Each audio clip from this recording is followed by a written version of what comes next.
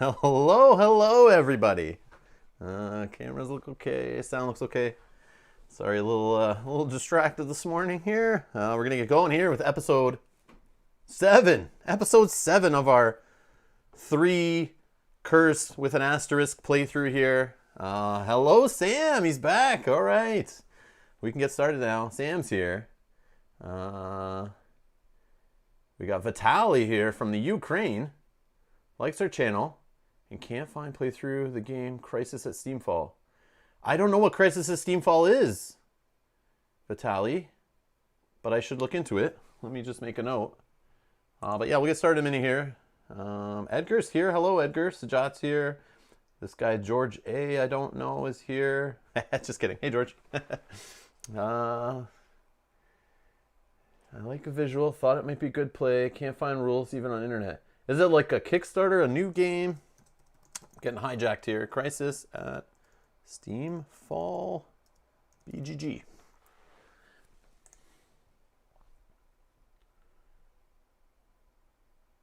I have seen the cover of this game before, but I don't know what it is. 6.6. Beautiful Disaster Games. That sounds like a Kickstarter to me. I have not heard of this company. 2019, 6.6 rating. Best of 2. I like the weight. I like that weight rating. That's right in my ballpark.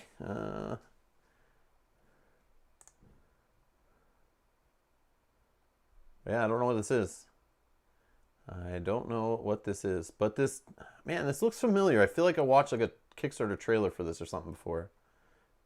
Probably a while ago. But yes. Hey, Brian, Joe, good morning, everybody. Or afternoon, or evening, or wherever it is where you are. We're just being hijacked here. I'm being told to look at Crisis at Steamfall. Anyone else have any thoughts on this game in the chat? I'll look at it later, but I was just curious to see, because I will forget. So now I have a tab open. We're good to go. So I'll make a note to look at it later. Yeah. Brian's here. Good morning, Rob, from the Western provinces. Yes, definitely morning for you. Definitely morning. It is now just afternoon for us here in the Eastern provinces. Yeah, where are you from, Brian? Are you in Alberta, BC? Are you in Manitoba? George's here. I never heard this game below, but its reviews on PG are less than amazing. Yeah, that's the exact thought I got. Was like the reviews don't look great. Alberta, okay, so you're like 2 hours behind, right? 2 hours? And I assume you're somewhere near Calgary. If not, you're somewhere near Edmonton. Because anyone I've ever met or known, or anytime I had to go to work for Alberta, it was only going to those 2 cities.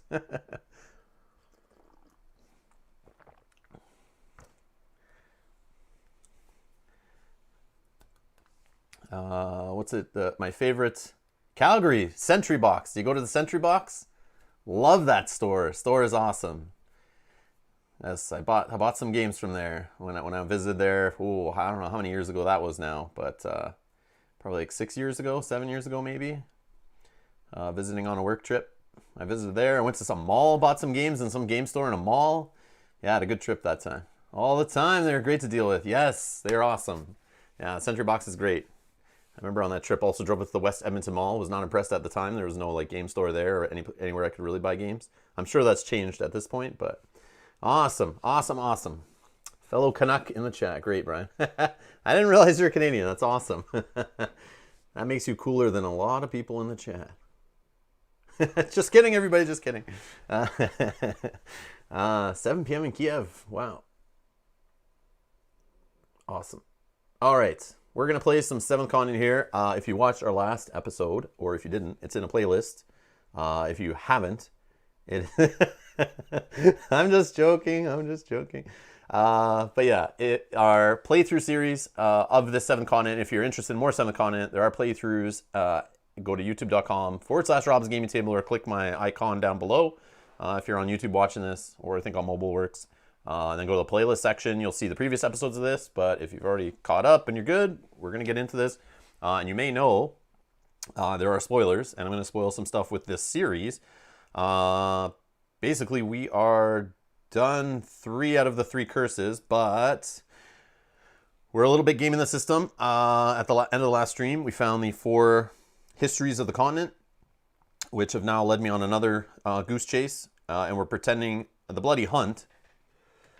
Technically, I put the card back, but the Bloody Hunt has this whole scoring mechanic where you can keep playing it trying to get a higher score before you truly finish it. So we completed the curse, it said, but we obviously completed on like the easiest, lowest obtainable difficulty. I don't really care about finding more monsters on this playthrough or more beasts to fight and get points from. But if we bump into any, great. If I'm ready for them, that's awesome. Or if I find some more totems, great. Maybe I'll try to figure it out, but I don't know. But supposedly I'm going to be playing for a long stream today at least. I was going to schedule a stream tomorrow, but I will bump it to next week due to other plans that have now come up. And we will try to take this, whatever it is. We're trying to take this card titled A Secret Place with the swirly purple banner. We're going to try to take this because we understood the hidden meaning and message and probable location of the stone that it mentioned. So we're going to try to take that back to the underground jungle, aka fish temple, and try to return that, I guess, or take it to the room with the swirly thing on the floor that helps me play music. Basically, I know this as the music room with the portcullis that needed the rope to go through it in the underground jungle temple. So that's what we're going to be trying to do today, is get there. We saved last time just in the jungle, only a few cards away from there. Let's actually get down to the board here. All right, so this is where we saved on this spot. I just loaded it up this morning here. So we're on this good like trading, or crafting place. Great little crafting place right here. Nice little quaint place in the jungle I like to visit.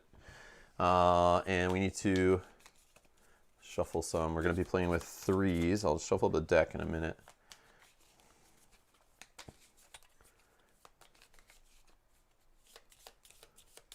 Whoops. But yeah, how's everybody doing today? Everybody doing good. We're streaming tonight some Seven Wonders Duel for our casual Thursday night stream. So that's scheduled if you guys are interested in that. It's already on the channel. You can set reminders. And then Thursday, it looks like we have a poll right now for our Patreons. All our awesome people that support this channel and help make these videos possible.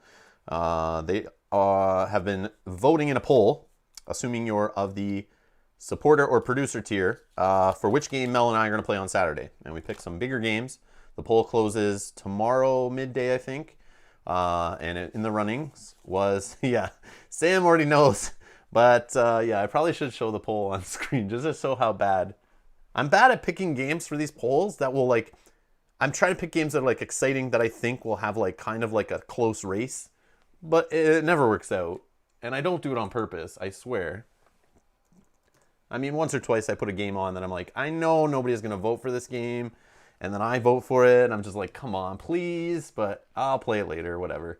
But yeah, a lot of the times I put games on that I think are going to win, and like, I'm totally wrong. Which is great. How do I have to log in. Please stand by. But we scheduled a stream for Sunday. You can see the stream already in the upcoming live streams section on our main YouTube page. And you can set reminders. Got some 2-factor authentication to get through here.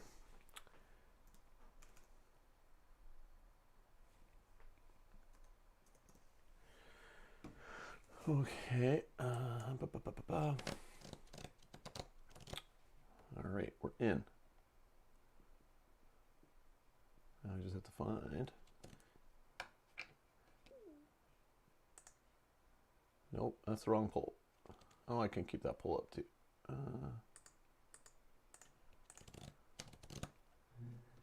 Sorry, this is exciting live stream right here. Waiting for the Patreon website to load.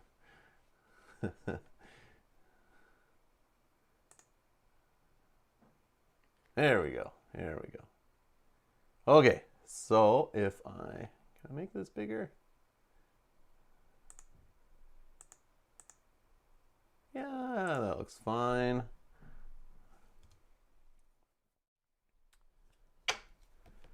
All right. So this is a what game should we stream on Sunday poll. These are the polls we do to our supporter and producer tier. And we wanted to play a longer game, and Mel and I were discussing we have a long weekend coming up in Canada. We have Monday off. So we were like, so that means Mel's not working, so we can play something longer, and we can play it on Sunday, which is kind of like a Saturday for us because of the long holiday weekend. So these are the games that I started shooting out. Mel threw in, obviously, this Warmine, wanted to play that too. I also would love to play that because we got some expansions for it. I don't think we play the expansions yet. We would probably play on the advanced board next, like we talked about before. But we will play more of that definitely in the future. But here's the games I put on because I was going to see what you guys want to see us play. And as you can see, I would love to play Forbidden Stars because I want to dust that guy off. This War of Mine, and I voted for Sword and Sorcery. These are all games I want to get back to, and I've been eager to play. Cloudspire, played a lot of Cloudspire. I will play more Cloudspire, but that one I was like, I wouldn't vote on Cloudspire. I already played a lot. And Too Many Bones, I feel like I've played so many hours of Too Many Bones. I'm not finished. I would love to play more Too Many Bones, but it's something I wouldn't vote for because I know Splice and Dice is coming. I hope, and at some point I'll get in the future, whether I have to buy it or get it or whatever I got to do, shank someone for it, I will get some Splice and Dice on the channel. So I'm not prioritizing Too Many Bones, but I refresh it like a day later after I put this poll up, and I made my votes before I saw what anyone voted for. I usually just post a poll and vote right away. And then I come back the next day and Mel's like, Rob, do you see Too Many Bones here? It's like crushing it. So Too Many Bones is like crushing it. So that's what we'll probably be playing. There's 20 hours left, but I don't see enough votes swinging any of these other games in the lead. But in anticipation we're playing Too Many Bones, I already posted a poll for which gear locks. So if you're a Patreon of our supporter tier or a producer tier levels, thank you, first and foremost. But we are asking which baddies, so the baddies from the core set are all down here at the bottom. So vote for one, vote for two, whatever you want. You can vote for more things. And then vote for a couple gear locks that you want to see Mel and I play. And we'll totally play whatever you guys pick. Whether it's efficient enough or they're a good match or they're not, whatever. We're going to have some fun with it on Sunday. So if you want to have your vote heard there and you're a Patreon backer or you want to become one, links are down below in the description. And you can head on over to our page and then vote. I actually made this poll available to all Patreon tiers. So if you're in any of those tiers, you should be able to just vote on this one, no problem. But it is a reward I put for the higher tiers, thanks to your guys' recommendations. So yeah, you can go on and do that if you're interested. So yeah, I just did that. Sorry, I just did the Too Many Bones one this morning. I'm assuming it's not going to change. But if it does change for some reason and some other game wins, I will just still keep that other poll results. And next time you play Too Many Bones, that's what we'll play. It just might be a different weekend. But we're probably playing it. Yeah, Mel's in the chat saying she thought this War of Mine would have won, but she was very wrong. I thought, yeah, I could see that. Oh, Janet made her votes this morning. Uh-oh, looking forward to Sunday. Awesome. Yeah, so get in there, guys. Vote for whatever gear locks you want to see. If you're not too familiar with Too Many Bones, we have other playthrough videos that you can go check out. Some of our early ones. They're all in a playlist if you want to get familiar with the game or how it works or anything like that. Or to even go see which gear locks we played. Sometimes they're in the thumbnail. And you can even see what we played recently or last on the channel and stuff. But yeah, if you're just curious, you got the game, you backed it recently, and you want to see Too Many Bones coming this weekend. I think that's why a lot of people are voting. There's a lot of new fans too that get to. I've been getting messages lately in chat about a lot of people getting Too Many Bones because they see it on the channel and they were waiting for the next Chip Theory Kickstarter, which was delayed. It's usually in the fall, but they actually it just happened for Cloudspire, and you can add on all the Too Many Bones stuff in that Kickstarter. So I'm getting messages from people saying thanks. They went and backed it in that Kickstarter, so they'll be getting Too Many Bones, I guess, later this year. And a lot of people are all in, and I think that's crazy awesome. Like, it's crazy, but it's awesome. Let's see. Oh, Brian voted for Forbidden Stars, Too Many Bones, and Sword and Sorcery. Oh, okay. I mean, all these games will eventually come to the channel, so don't think if you didn't vote for something, you'll never see it. It will come. Or if you voted for something that doesn't win, don't worry. It'll make it into a future poll, especially if it got decent votes. or we'll just play it just because, like if we have the time and there's not other priorities. Okay, so back to the game at hand, and I apologize, I was watching later who had to scrub through the first like 20 minutes of stream there. I'm sorry.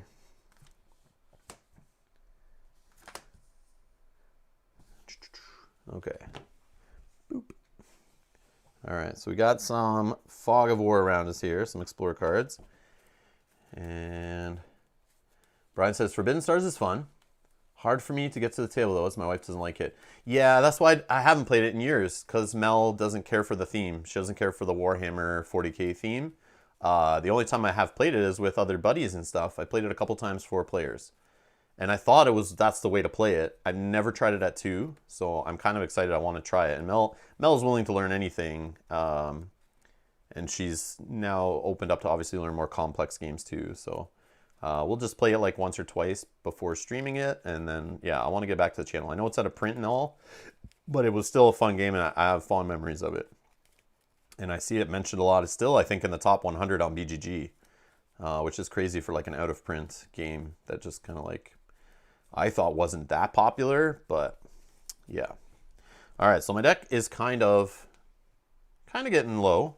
So my only issue is, since I thought I was ending the playthrough last video, and then I was just thinking we were going to read the history of the continent, and I didn't think it was that long or anything.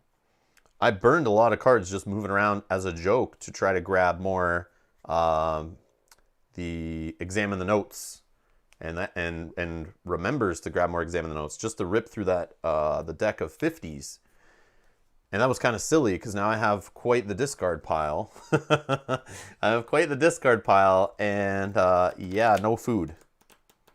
So my fear is I might not be ready for wandering into this temple. I know the temple, getting in there is not too bad, and getting to that room is not that far.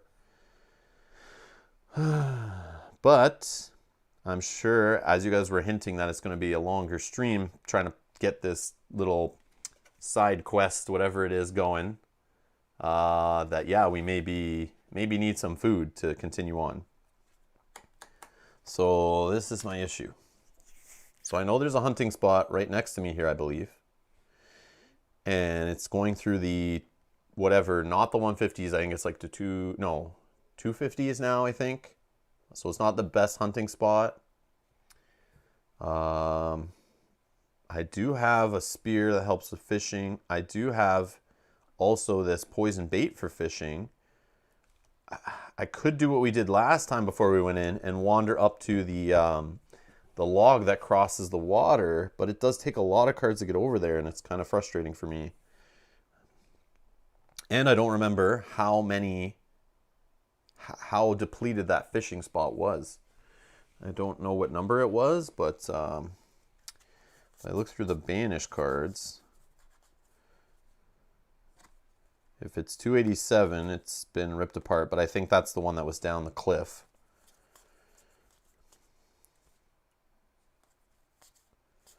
Yeah, I found some cool stuff on this one.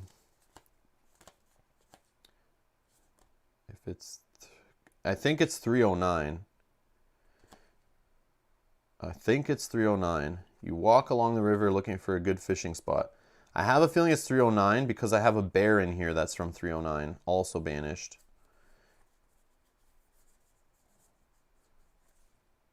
Yeah, it's the same. Yeah, you banish that bear. So we won't find a bear there again, I don't think. At least not in... We could in the deck. But I'm going to check 309. I'm going to check 309 in the action deck here, whatever it's called, the adventure deck, and see if we still have a green card for fishing there. And that's a negative. That's a negative. Oh, George is here. Well, you have a lot of hunting and fishing items. Should be fishing spot northeast from your location. Yeah, the northeast fishing spot, we remember that is super tapped out. It's like one of the worst. I need like 14 successes on it or something crazy to get even any good fishing done. And it's yeah, and northeast. The one that's up here, the fishing spot that's like right where you come from, like Turtle Island, and there's like snow there. I think that's what he's talking about, Edgar. But that fishing spot's like super bad. I've like tapped it out. Or it's just bad in general. But the hunting spot right here we can try. But I remember every time I try it now after it's tapped out, it's junk. And then there's the fishing spot up here, but that again is a bad one. But I have like 8 successes, not including star 7s. Oh. For fishing I have, yeah, you guys can see that. I have, oh yeah, because the poison bait is really good, but it's a discard. But it also works on hunting. That also works on hunting. This doesn't. So I have the fishing rod. Yeah, actually, the spear, the fishing rod, the poison bait, and what is this one? Spear. How many spears? Oh, I have a javelin. I forgot about that. Yeah, I might be a little overloaded on the fishing here. Okay, so maybe I try that fishing spot. I just don't remember what number it was, but let's explore here. Let's just explore and see what happens. A forest fire, of course. So forest fire, that's the one that gives us fire resource. This is annoying. That's annoying. Okay, so that's where our Pterococcus is. So I could try to just succeed that, drawing 2 cards. I have this Forewarned is Forearmed just in case.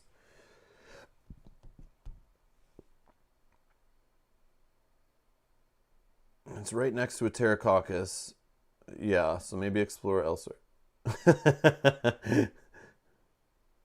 Yeah, okay, let's check out the hunt. I was thinking that too. Let's go, let's see the hunt. Oh, we're not quite welcome. Oh, look, it's some food. It's the monkeys one. Let's try to kill some monkeys, right? Yes, let's kill some monkeys. So we don't have to do that right now. But we are going south, so I'm going to check here too. I need to open this, so let's do this one also. Oh, we got a scratch. Blasted thorn bush. A long thorn has gashed the back of your hand. It may look harmless, like a harmless scratch, but those thorns might be poisonous, and infection is always a concern. So I just need a success on a heal. I have the hump slug that can help me shuffle back if I miss, but it has to be a blue card. I also have a star right here in case. I will just draw 1. I will just draw a 1. And we got the bow. Oh, more fishing help if we need it. But it's 2 successes, so we succeeded. So this one's gone. And we're going to see 191.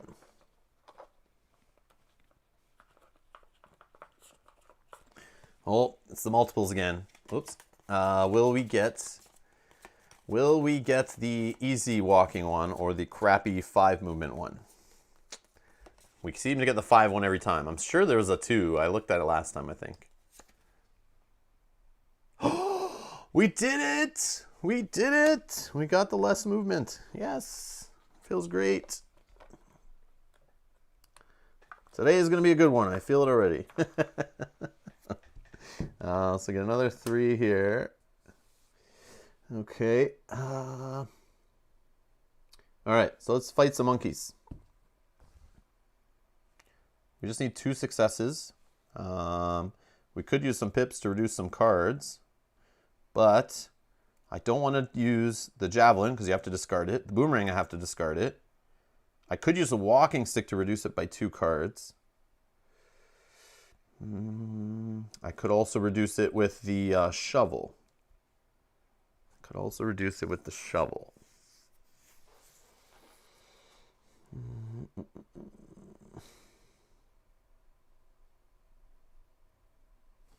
Oh, I can reduce it, sorry, with the spear also.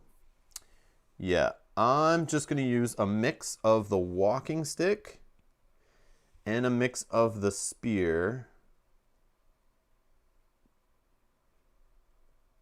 Reduce it by a total of 5 cards and also have 2 successes, so I don't even need to draw. And we're going to discard the stupid monkeys, and we're going to take a meat.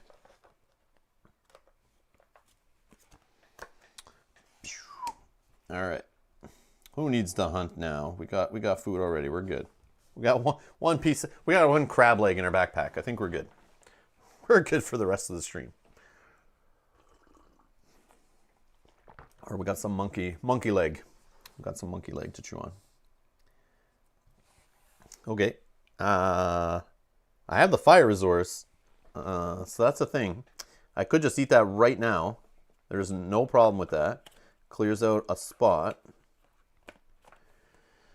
So this is, yep, the local fauna. I don't even need to read it. We know what this one is. Oh, this one helps us hunt on the spot too. 2 movement. And we got the camp nearby somewhere too.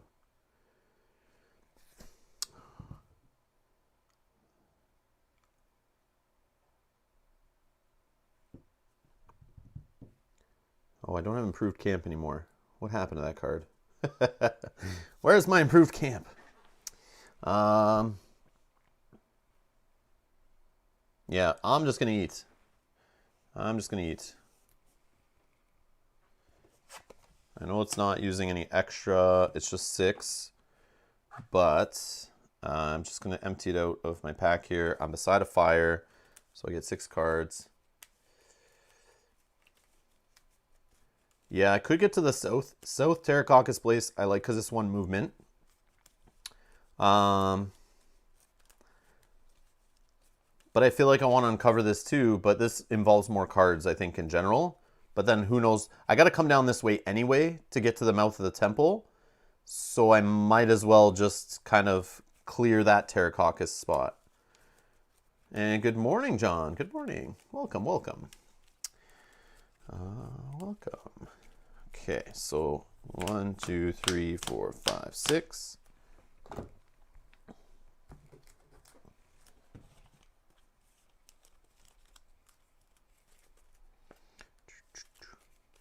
So yeah.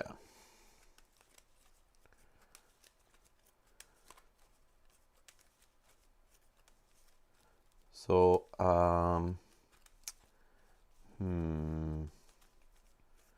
do I go south? Do I check out the hunting spot first? I don't know.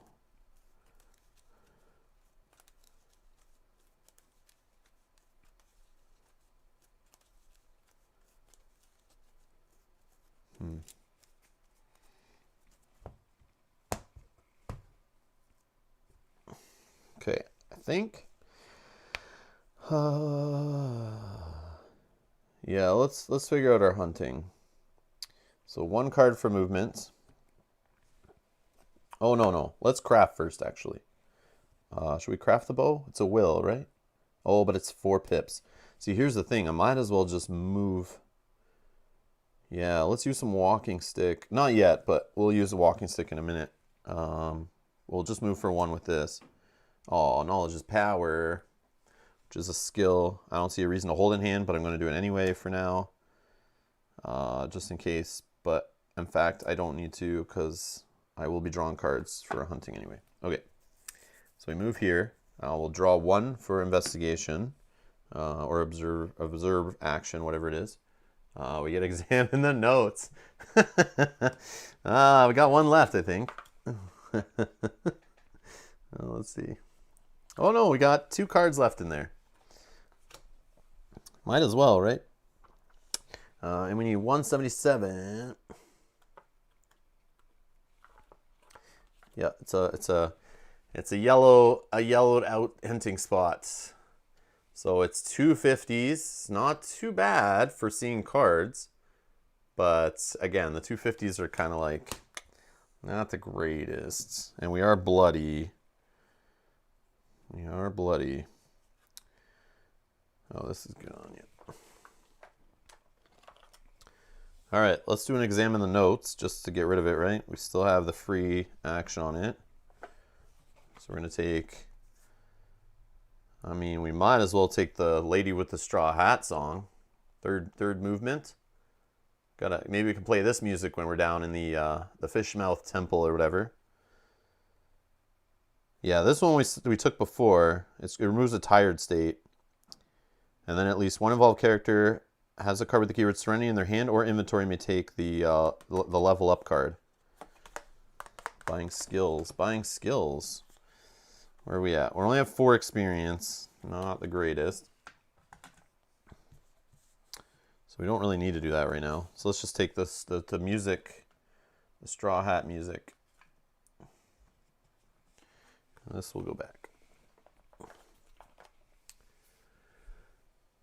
Oh, Edgar looked it up. Thank you, Edgar. Northeast Fishing is 5 cards for 4 to 7. 9 to 8, 10 to 14. 15 plus stars.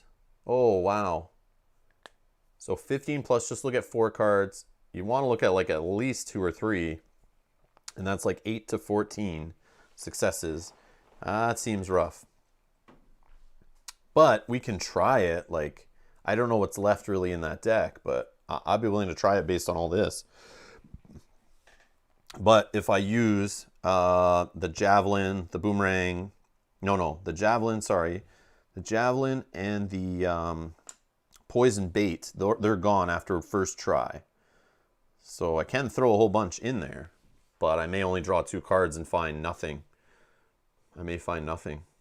Like a water snake and a nothing to be found card. If I don't get enough successes. Because that 8 to 9 would only look at 2 cards. Faulty Joe, that's the thing. This game, 7th Continent, they were talking about, that was one of the things. They were doing that whole old marketing scheme that a lot of Kickstarters used to do of saying it's Kickstarter exclusive. They were one of the first companies to say, this game will never be at retail. The only way to get it is through Kickstarter. And that's why when they did the second one, it was hard to get. But it is in retail because you can buy it from the company's website. So now you can get it outside of Kickstarter. And I know some stores do carry it. They do buy copies from Serious Poulp and actually have it stocked in store. I have seen it in person in stores before. But I know some of those stores, they like getting specialty things. But yeah, just go to Serious Poulp's website and they have it for sale there. And they have distribution in the different countries. So yeah, just go see what's available in your area. Here, I looked at this last time, but yeah, I'll help you out, Joe, here. We'll get it up. So yeah, if you just go to Serious Poulp's website here, you can order, but remember to be filtered by your region. So if you go order now, you got to tell them where you're from. So Joe, I assume you're US, but I don't know for sure. But if you go to the US, for example, you will see the classic core box expansions, all that stuff's in here. And you can click here for all products. And it's free shipping over $50 if you order it. But I mean, you just have to buy 1 box and it's free shipping. So I don't know. And then there is Canada. Yeah, see in Canada, you can actually get it looks like they had overstock from the Kickstarter delivery. So I bet whoever deals with their distribution in Canada still has these core boxes that are very sought after as a thing. But it just depends on your region, I guess. In UK.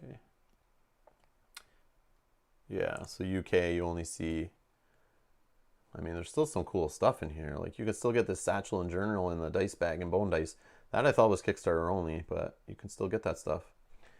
But yeah, they still sell this stuff. So, I mean, there's a way to get it. It's free shipping, but there will be delays, of course, because of COVID.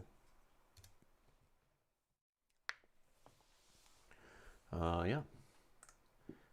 Yep. Okay.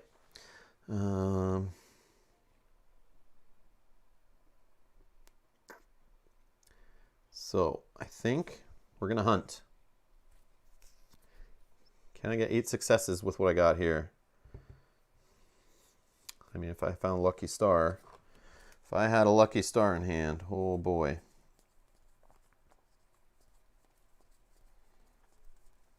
It's in the deck. It's in the deck somewhere. Okay, so let's see. Without lucky star, with aggressiveness stack here, I have bolas for 3. I have poison bait I can throw in there for 6. I have the spear for 8. Yeah, and that's not even counting 7s, and that's 1 item. That's not even dipping into javelins and boomerangs and that kind of thing. So I might do this, and then hopefully we don't have to waste the bolas. I also have a star on forewarned is forearmed. I also could have crafted the bow. That might have been good, but yeah, probably should have done that. Why did I not do that? Oh yeah, because of pips. I didn't want to. I thought would use the walking stick a little more around here, and then I can craft that. Because I would plan to go eat here at the fire. That was the idea. But I could eat at the Pterococcus, but then I would have to light a fire. So it's like, and I have to explore more areas. But then I could go grab things that I need for opening the door to the jungle temple. I'm assuming I still need to open the door. And I also have a star. Oh, yes, the botany card. Yes, you are correct, Edgar. You are correct. Good call. Yeah, I need to get those back on the table. Where's my botany stuff? Yes, the botany of... Oh, yeah, Eubellus is the thing for eating.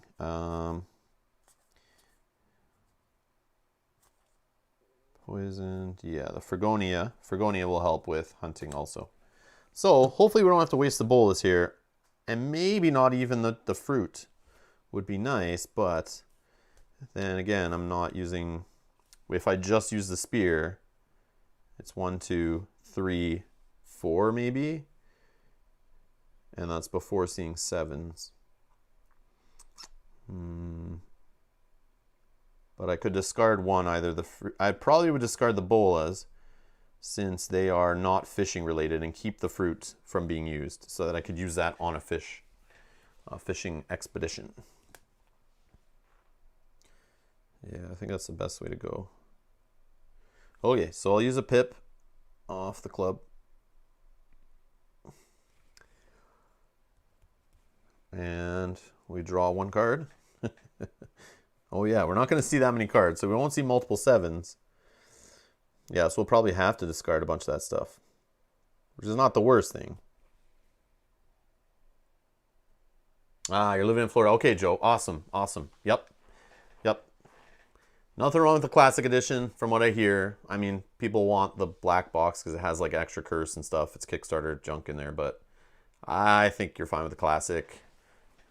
And even then, it's like lots of hours, lots and lots of hours of content without even thinking of expansions. So I think between expansions and the classic set, yeah, like more than enough game there for your money for sure. More than enough. Okay. So,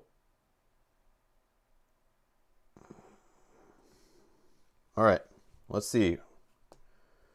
So we got to remember that has a single star. So 1, 2, 3, 4, 5, 6, 7, 5, 6, 7. Yeah, so we'll throw away the bolas, and we'll toss away a forewarned is forearmed.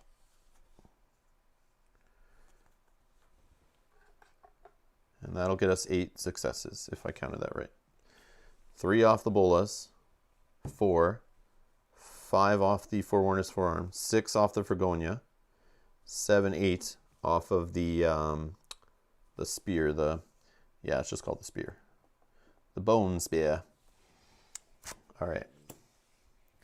And only 1 pip spent, which is I'm fine. That's fine. 1 pip, card discarded, and 2 cards discarded. Not too bad. And I get to remember out of the deal. So I could pull back the bolas if I wanted, but I think I'll stay off on that. But so we get 4 cards from the 250s. 4 cards from the 250s.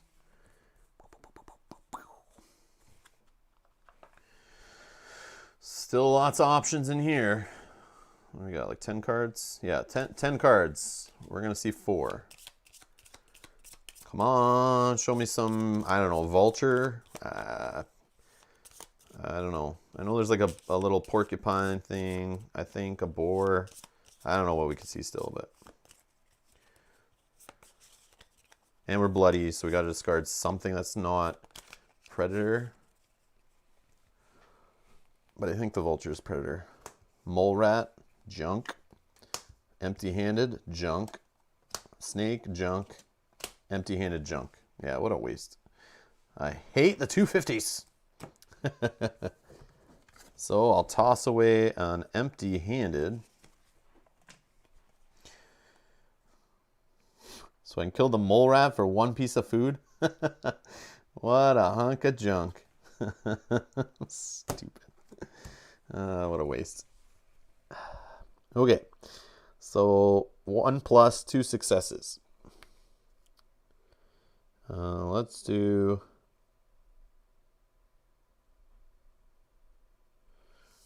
just use the spear and not draw any cards and kill it. See ya, mole. So 1 piece of food. Woo! Woo! We're crushing it. So yeah, how many we got? 1, 2, 3, 4, 5, 6, 7, 8. 8 cards left in here. I feel like I want to go fishing instead. Yes, it is hard to hunt in the barren lands. I understand that. That's why I don't even want to waste my time doing it. I feel like it feels like a big waste of time. But I don't know. Like, what is in here? Is there a vulture? Is there anything worth my time? I don't know. Or is it like every time I might get 1 piece of food if I'm lucky? Then that seems like a big waste. But the fishing spot, that's a big waste too. And I don't really want to go all the way over to the 390 spot, which I know there's no more bear. At least there's no bear in the... Oh, there is a bear, I think, in the fishing. One more time.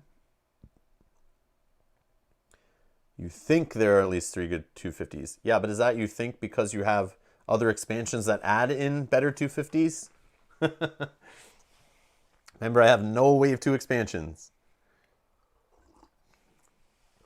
But at this point, you know what? I'm going to look. I'm going to peek. I'm a cheater. There's a porcupine. There's snake, hare. Yeah, there is. Here it is, the wild boar. That's what I thought. But that I need to be sneaky. But I mean, yeah, maybe I would fail on that one. But I could draw a whole bunch of cards. But then, yeah. So yeah, we're looking for porcupine or boar. So it's not a complete waste. I mean, there's a hare. White hare for 2 meat. But I mean, in that case, if I found the hare, I bet it would be, I'd have to discard it because of bloody. I bet it'll be a situation where it'll be like 2 snakes I don't want, and then the hare. All right. So one more time. Now we could remember. Do I just remember the bolas to help get me up there again? I feel like I do that.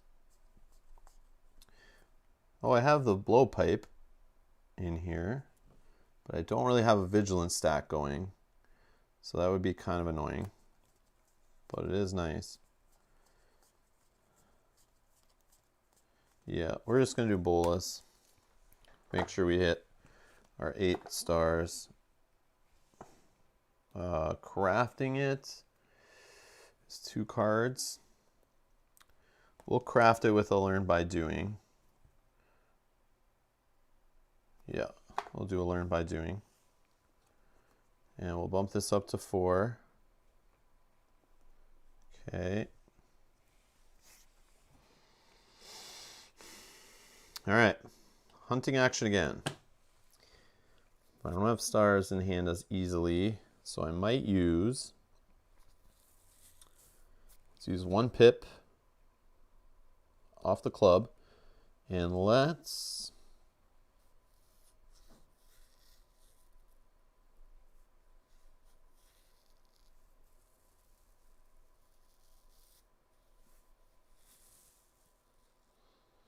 So 1, 2, 3, 4, 5, 6, 7, 8, 9.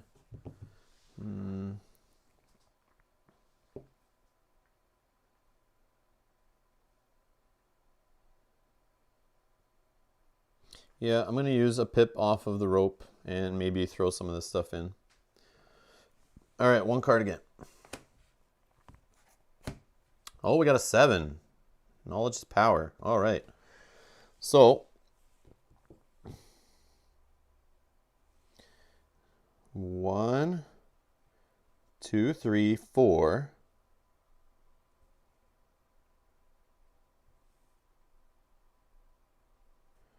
5, 6, 7, 8, 9.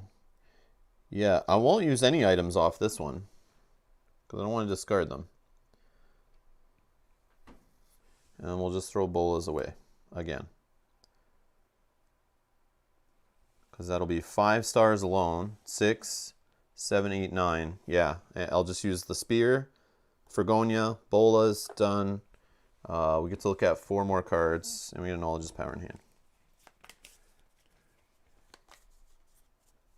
It's not getting better unless you want to explore a completely new area. That I understand. I don't want to explore a completely new area. The idea is to use lots of items, get that boar, porcupine, make the most of food being improved camp or pterococcus. Yeah, I want to find the improved camp. Would be nice. Or a pterococcus down here, I think. But yeah, improved camp would be awesome. But I need to find that. 1, 2, 3, 4. So let's discard empty-handed since I'm bloody. And I think we'll take the boar.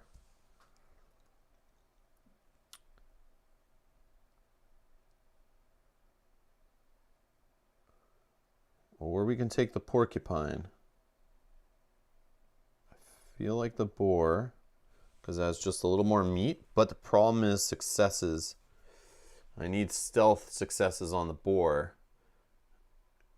And like I'm gonna draw like 4 or 5 cards looking for 3 stars, and that kind of cancels out the additional meat, and that's not even thinking about 105 forcing me to discard 2 more cards from hand. So getting a 4th meat kind of cancels itself out, or I just take a 3rd meat, or 3 meat, sorry, and that way, and then I take a 104, which yes, also could make me discard cards. I don't know. I feel like I might fail this test just looking at what's in my hand. I'm worried. But that also could help me grab the improved camp, which I don't think, if that's in this discard pile, I'm an idiot for not grabbing it, but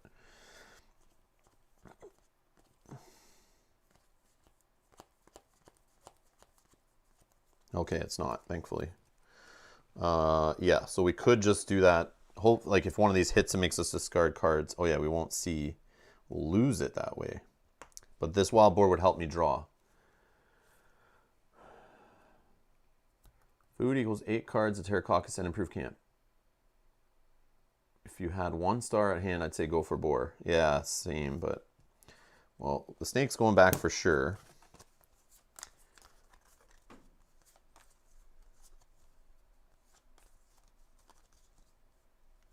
You know what? Maybe I do the boar just to find the improved camp. I'm going to do the boar. And well, actually, let me just check my curses here. 1, 2, 3, 4, 5 curses in here. Only 2 in the deck. Only 2 in the deck. So it's not too bad. Yeah. I'll return the porcupine. I'll take the boar. And maybe I can dig for my improved camp this way.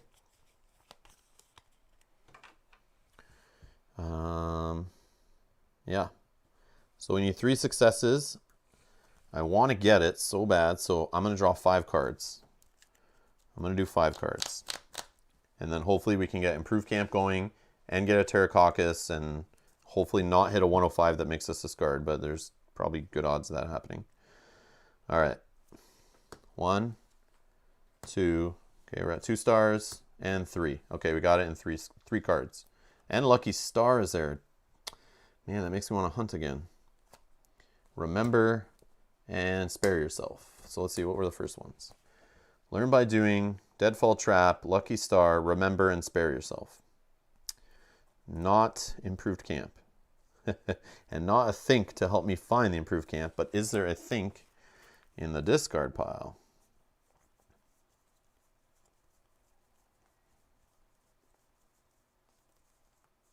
Nope, of course there's not. But on the pterococcus spot, we can grab it, right? So maybe that's what we do. Maybe that's what we do. So I'm going to take, I think, Lucky Star.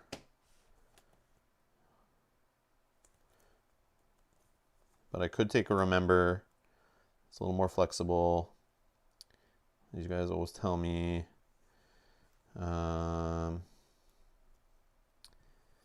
Yeah, let's do it that way. I could just remember back a success to help me get into that door also. Actually, putting Remembers back in the deck would be good too.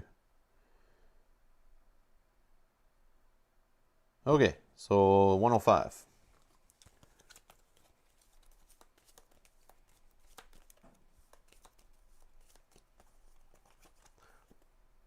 We got a normal bloody, so we're good.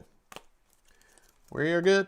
We're good. All right, Boar, you're gone. 4 meat cards.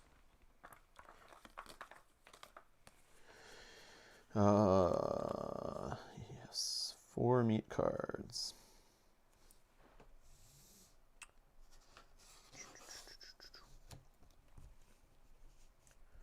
That looks good. That looks good. All right, we're living the dream here. Now, if we can only light a fire on a Pterococcus spot, but this is the issue. I don't care so much about the Pterococcus, and except for grabbing things, but getting through the forest fire is a problem. So I might as well go down to the one that's here. And hopefully find improved camp along the way and something easy to make fire with. How many fire things have we seen?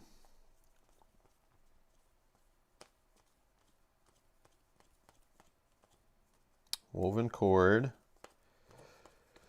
and rudimentary flint. Okay, so only the wood ones are coming. Okay, so I'm going to use a walking stick of down to 3 pips. I'm going to go here. Do I deal with that?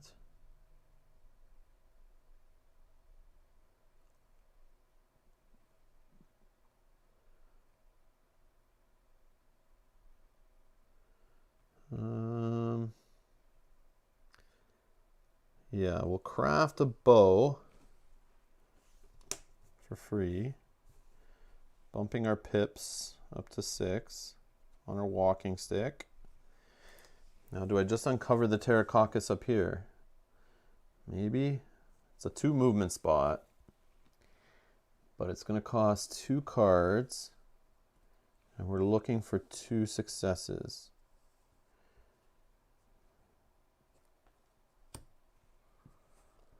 I don't know.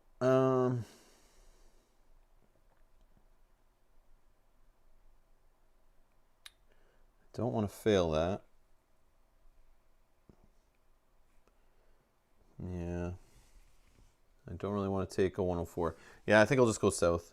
So we'll do 1 card to move south. Oh, Remember. Okay. When you want thinks, you can't find them. You get Remembers. So we'll explore here. We get a threat. Oh, another compass action. You stumble over a tripcord that stretches between 2 shrubs. A dart immediately shoots past and ends up in a tree trunk a few inches from your face. You fear that there might be more traps in the surrounding area. Oh, this is a risky one. It is a risky one. Let's draw 3 cards. 3 cards. 1, 2, 3. We fail. We fail. Unless there's a plant helping us in any way. Nope. Okay, we fail, so let's take a 97. I know there's multiple. There's 3 different 97s. Okay, I'll shuffle it up. And the chat can say 1, 2, or 3. And I'll just pick one. In the meantime, I'm going to take Herbal Mixture, because that'll help me get in the door of the temple. Even though forewarned is forearmed will actually help me easier. Yeah, let's throw that away. What was I thinking? Janet answered quickly. She says 2. So it's Janet. Janet wins. All right, so we're going with the middle. John's too slow on the keyboard. Let's see here. Uh-oh. Uh-oh. A sudden snap warns you that something is about to happen. Before you can do anything, dozens of poison darts shoot from every direction. I don't think I've seen this one. So I can dive to the ground to get an experience. 1 plus 3 stars. Balance. I have something for that. I have intuitive. During the result step, before totaling successes, you may choose up to 2 of the blue cards you just drew and shuffle them back into the action deck. So we're going to overdraw for that. I don't know if I have anything else for that. But I don't think there's any botany on the card anyway. Okay. All right. So let's draw 5 cards. 1, 2, 3, 4, 5. Come on, improve camp. And that is this. So this is gone. This is here. Okay. We got a think. We got a success from this 180 card. Dexterous. Aggressive. Improve camp. So we 1, 2, 3, 4 successes at least. And we're going to shuffle 2 of them back in. So we need 3. So we're not shuffling back in this. And when is it? During the result step. So this is what we're taking, but we still need to have 3 successes. So we'll shuffle back in. This is not a blue skill card, so I don't think I can do that one. So there's our second. Aggressive or think. We'll leave these 2. I want these 7s to go back in, so we'll keep that. Okay. So thanks to our intuition, we will shuffle 2 back in. Okay, and we're going to take Improve Camp, and we'll toss on Knowledge is Power. Which I should have used up already before I even moved or explored. And Efficient, and these will go in the discard. Poison isn't bad with botany. Oh, yeah, that's true. That's true. But I get an experience. You're right. I shouldn't always think of passing. But this does say randomly discard 1 card from the action deck. If it's a blue card, each involved character takes poison. If it's a curse, the active player adventure ends here. So I don't think I wanna play that game. I think this is a card you want to pass. I didn't even read any further, but I probably should have. I'm so bad at this game.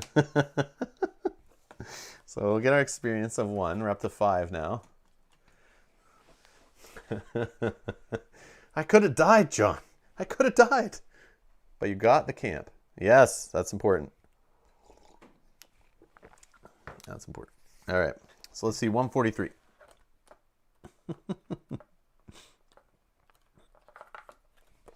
Ahead of you, you see what looks like the entrance to an old temple, a shrine of some sort. The entrance is partially hidden by overgrowth, and it appears to descend deep into the ground. We're back again. We got some vine and foliage. I really wish there was a botany thing on here. I really wish there was. All right, 2 movement. We are going to...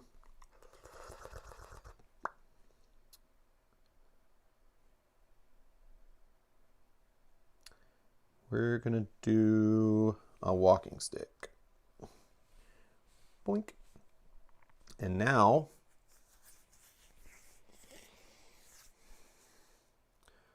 I want to see 159, but I know it's the one. A stairway carved in the rock leads down into the ground. You descend a few steps before you find yourself in front of a massive door that blocks access to the structure. So this is the one that will make us enter. So I don't want to do that yet. I don't want to do that yet. Obviously, I want to eat, get our deck prepared. I need to pull some successes out first, I think, so we actually can get in there. Yeah, we might want to grab some stuff out of the deck first before we go there. So here is the problem.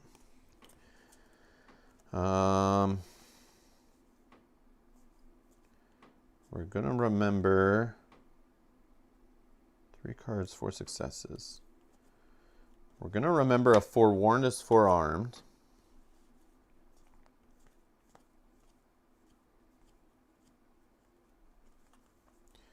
One. I think there's only 1 curse left in the deck. Like, if I could open the door first, then go eat, I would totally would, because I have, like, good stuff lined up to help us. Let's throw Improved Camp in here. Okay. And...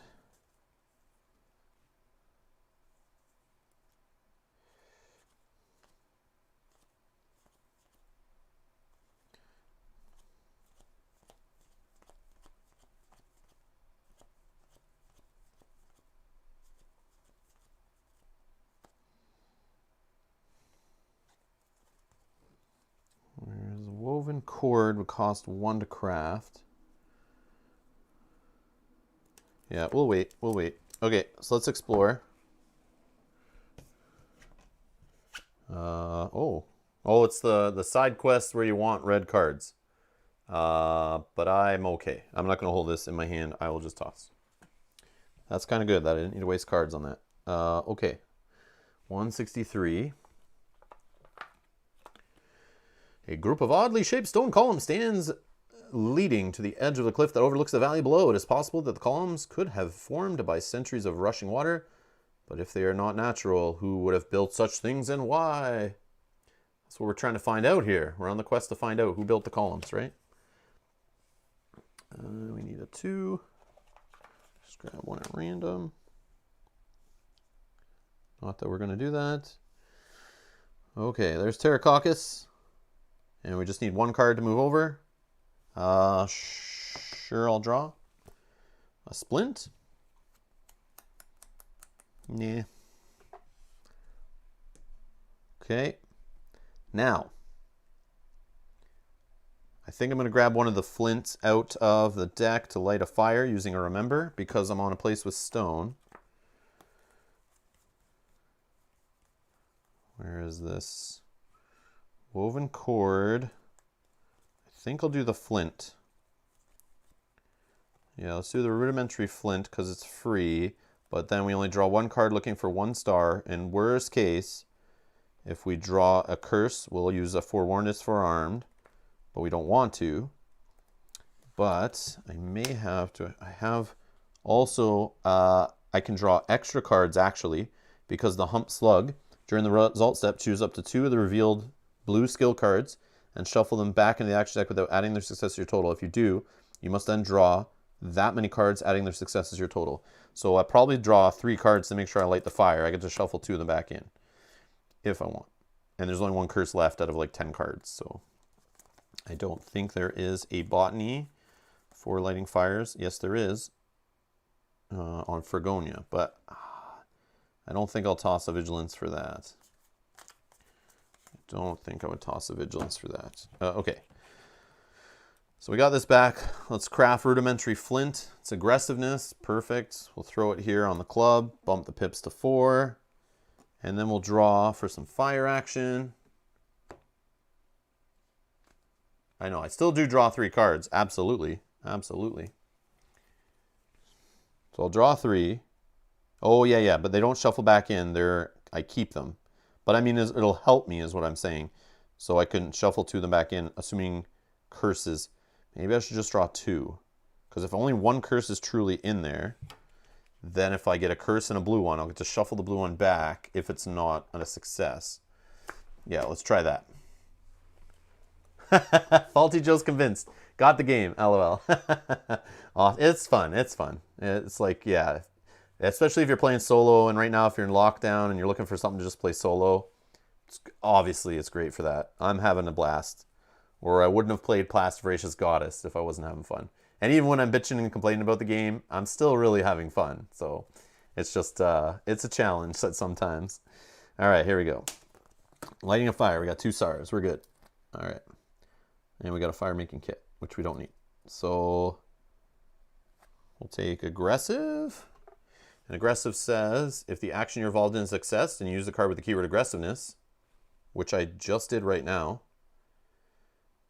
You may discard this during the consequence step, which I would have this in hand at that point, to randomly take 4 cards from the discard pile and shuffle them back in the action deck. Yeah, that's key. So I choose this right now to my hand. And we're using this, reducing the pips down to 3. This is aggressiveness. I use an item. And now during the consequence step,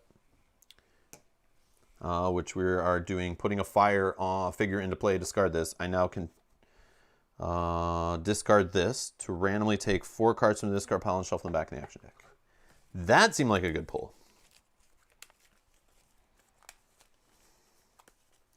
That seemed like a good pull. Skill cards, or advanced skill cards, paying off.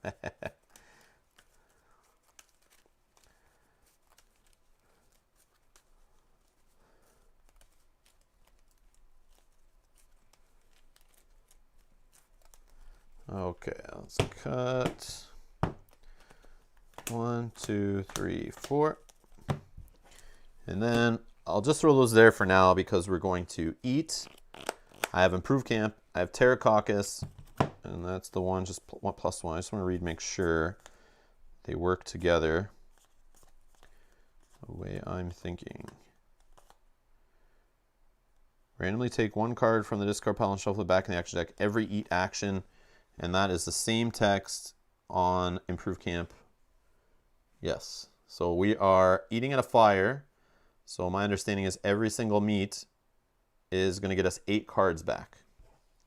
So 1, 2, 3,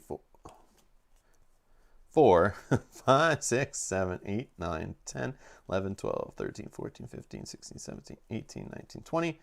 21, 22, 23, 24, 25, 26, 27, 28, 29, 30, 31, 32, 33, assuming none of those stuck together on me. So 33, 8, 16, 24, 32. Okay, and that's 4 pips down to 2. Okay, everything but 1.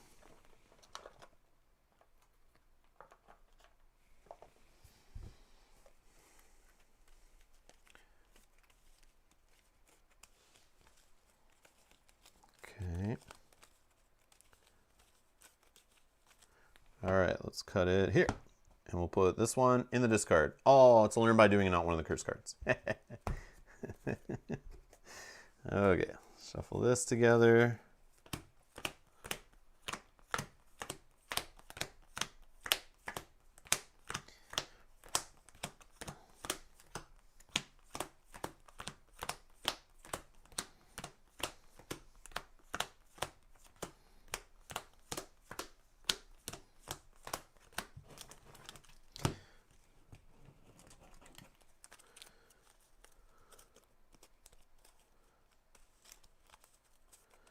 The only danger there is eating before I go try to open the door. But then again, opening the door sends us. Never mind. Never mind. I was thinking again. On the wrong path. This is going to clean up the whole board as soon as we open that door. Yeah. Okay. Anything else we need to do before going in there? I don't know.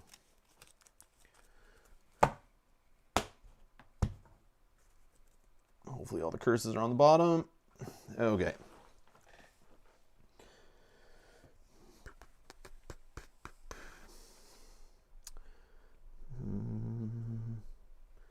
So we're going to draw 3 cards on the door. We have 2 successes, 3 successes. Yeah, we're fine with the door. We are fine with the door. Sucks that these aren't back in the deck, though. That's the only thing that kind of hurts. But they will be in the discard when those remembers show up. That's something. We still have other food, too. I could eat if we get a fire going again. Okay. 1 card to move. Fire making kit. Sure, I'll hold it in hand. Okay, we're going to try to open the door. Locked at 3 cards. I could reduce it, which I will. And we'll draw 2 cards. No, maybe 3. We want successes just in case. Yeah, we'll just do 3 cards. We already have a star. 2 stars. We need 1 more. There it is. Boom. We're good. Don't have to waste any of these. Okay. So what do we get? Dexterous, Think, and Valiant Heart shall not fail. Sure. Skill. No, that's okay. Valiant Hearts. We'll take that. Look at loaded. Okay. So let's return all the cards on the board and in the past. All right. I'll just throw those off to the side.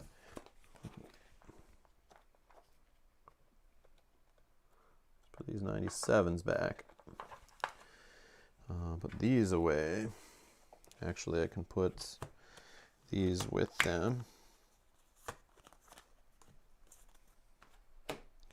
This is a 2. Let's do a little cleanup. Some 3s. Whoops. The fire's gone. We're gone.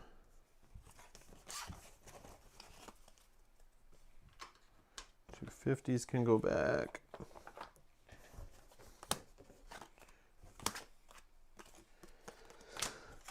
What do we need? 321. This is our should go back in the box pile, hiding down in the corner here. And then we'll just shuffle the 3s up a little bit and throw them back.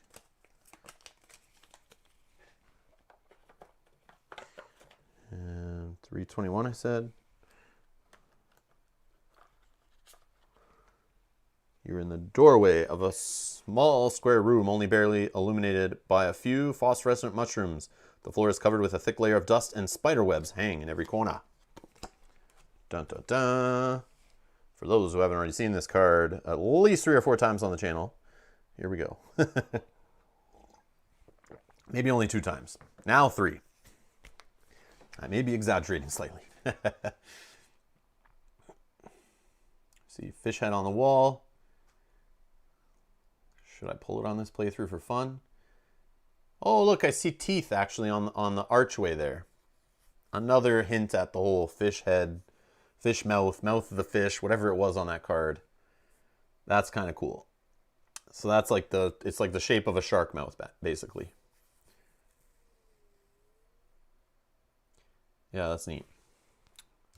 That's neat. All right, let's get out the 4s from the exploration deck. Lots of these guys here. Wow. So we know this is a big temple. Maybe we'll see something new.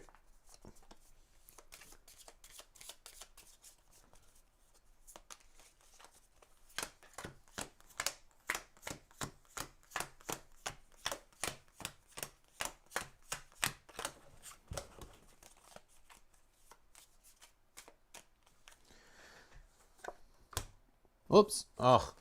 I don't know why I'm so shuffle and flip. I'm so used to doing this. I didn't see what it was, but I don't want to even know. Okay. So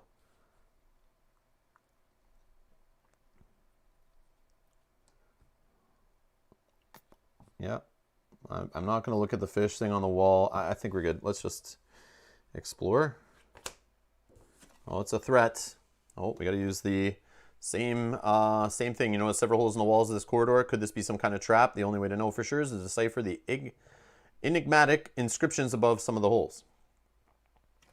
So we need to decipher. I'm going to pull 3 cards. We have a success already.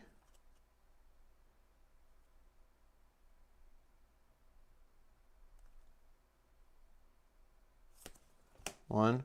I'm only going to pull 2, actually. Yeah, I'm only going to pull 2 because we have 3. And we got them because I know I'm going to have to chuck stuff in my hand. Well, maybe not. Maybe I won't keep any of these. Yeah. Yeah, because I have all these stars. There's no point in going overboard because I would rather just spend 1 to clear 1 from my hand anyway. And that way we draw less cards. Yeah, so woven cord, camouflage outfit. I'm good. So we'll take experience. And we go, boom. 1 experience. This is...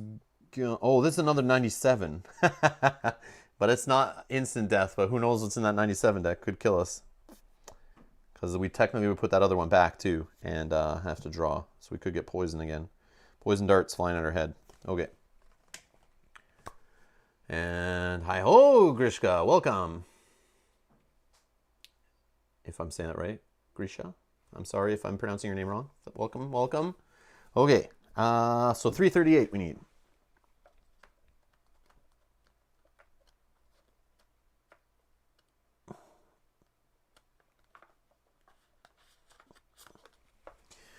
Dozens of phosphorescent mushrooms in various sizes illuminate a large flagstone room. A few hairy spiders scurry away into the corners as you enter. And we know from our previous playthroughs, we're not eating the mushrooms. We don't need to mess with the mushrooms. No, thank you. No, thank you.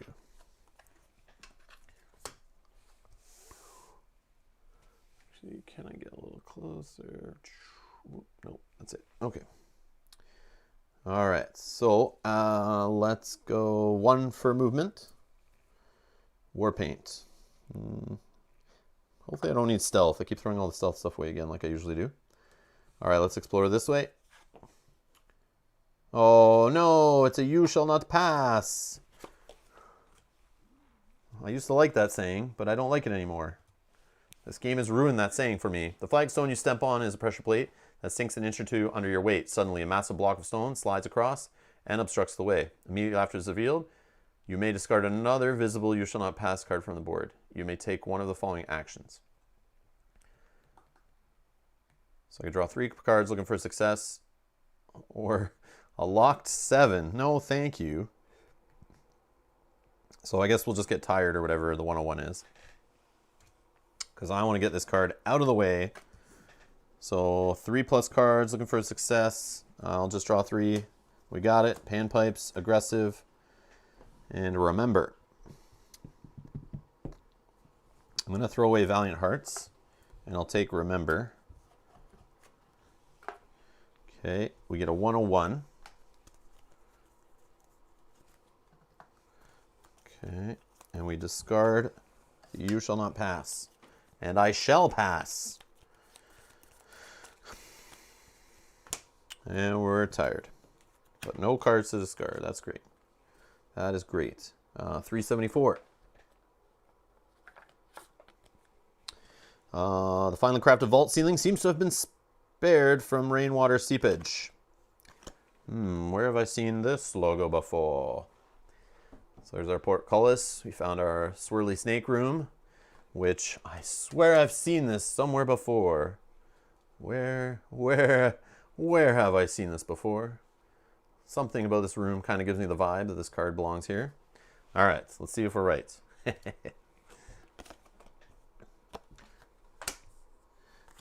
Okay, so we're moving for 1. Torch. Okay, sure. We're inspecting for 1. Oh, you know what? Do I need to get panpipes going? Do I need to get some music played? I think I do. I think I do. Just in case. I feel like having a music serenity item might be helpful in the room that wants us to play music in here.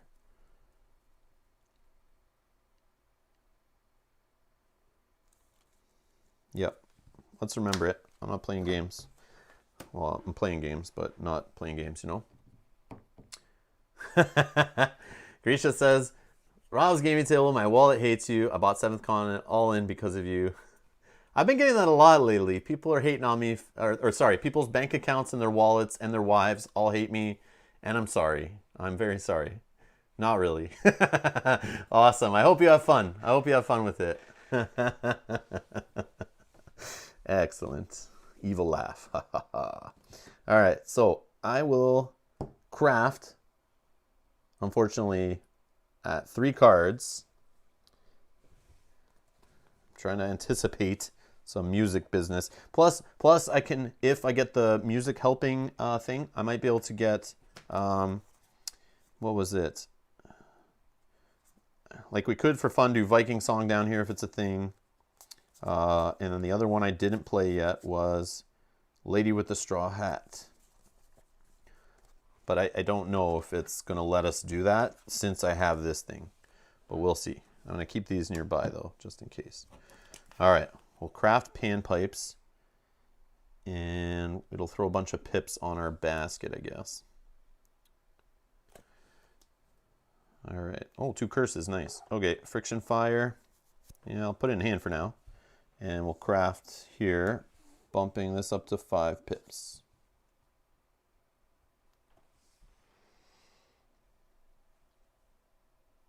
Okay, and we'll investigate for 1. Blowpipe. I like blowpipe. It's vigilance, but so is friction fire. We'll keep friction fire. We'll throw away blowpipe. And we're going to see 273.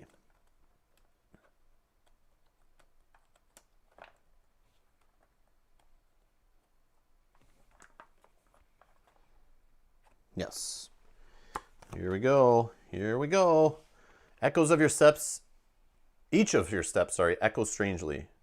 If there is a snaky banner in your satchel and journal, you may apply the following effect. Instead of revealing this, you may return it. And this is the one that helps you with music, so I think, based on coming here before, so maybe we don't get that bump.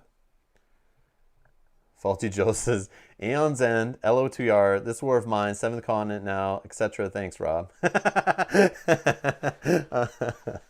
the reason, I say it every time, it's the reason I created this YouTube channel like many years ago. I don't know how many now.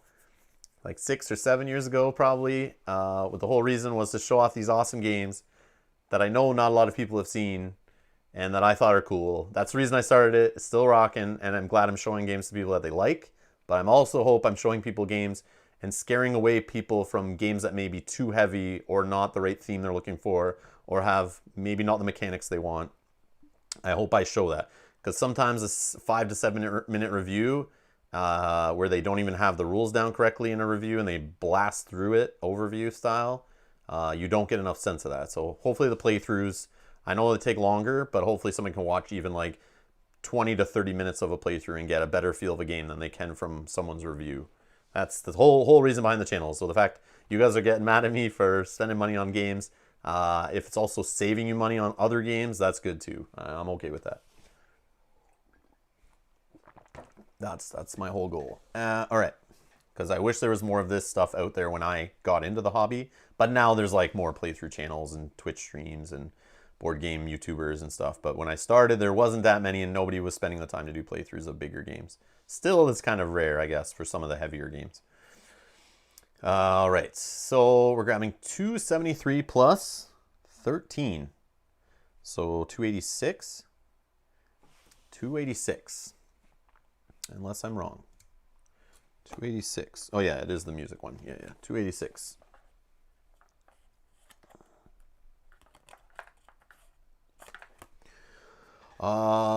Removing one flagstone after another, oh, I should probably check the card number. We got the check mark 273. Yeah, that's right?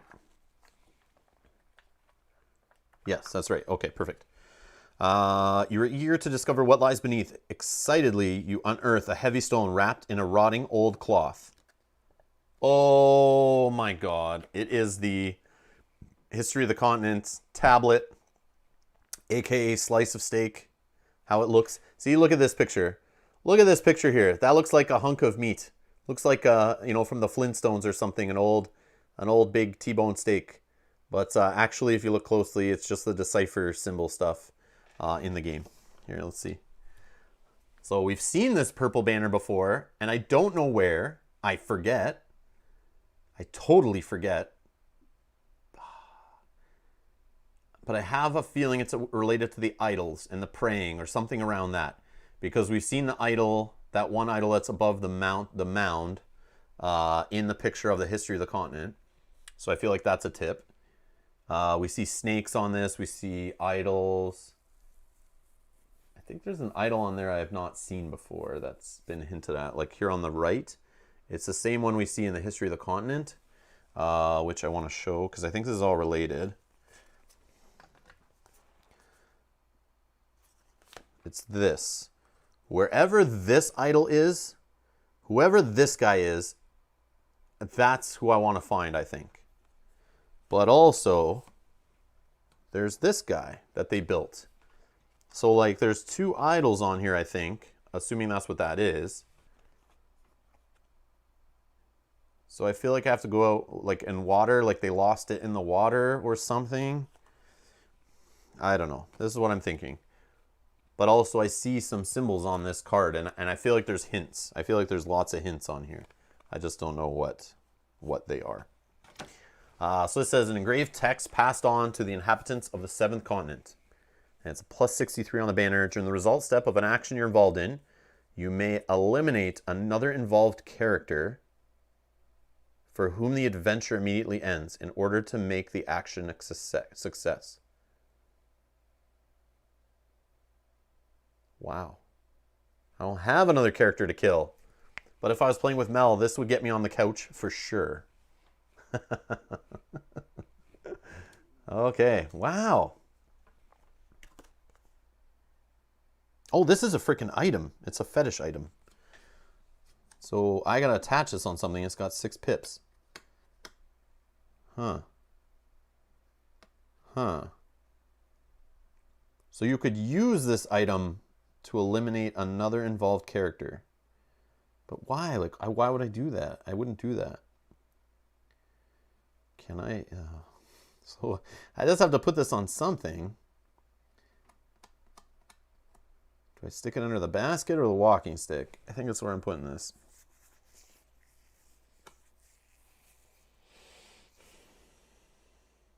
I think walking stick.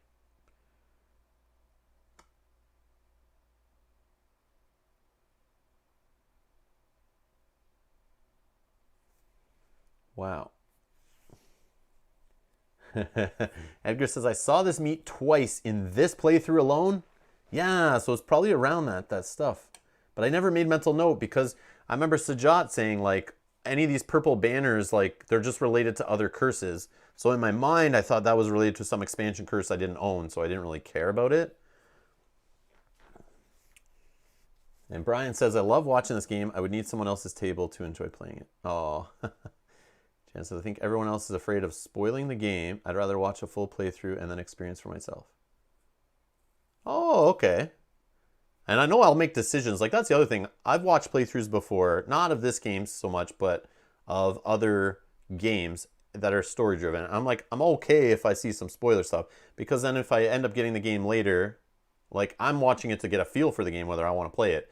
I'm not going to remember, like, months later when I actually get it to the table, maybe even years later, when I actually get the game. I'll never remember any of the things I really saw.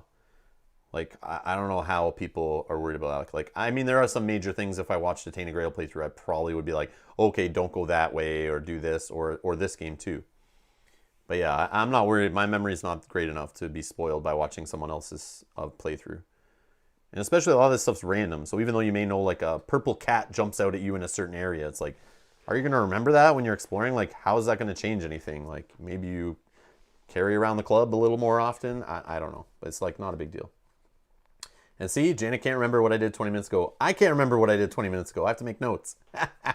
Or rewatch my streams. And even then I'm rewatching and I'm like, oh, I did that. I forgot about that. Okay, so we're going to throw this on the walking stick.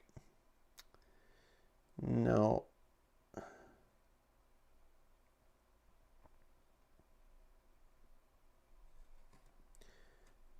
I could do the woven basket. But then, no. I'm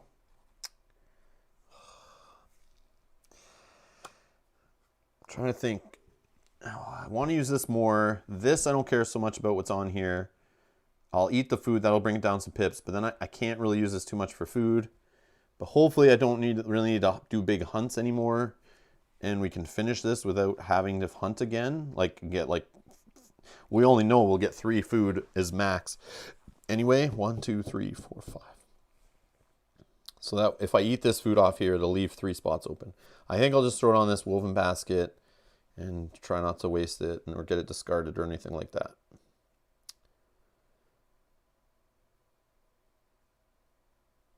Yeah. Yeah, I don't know. I don't know if that's the best. I just know I'll use the walking stick a lot, and I don't want to ever have to discard it. Or I want to be able to discard this at some point and refresh.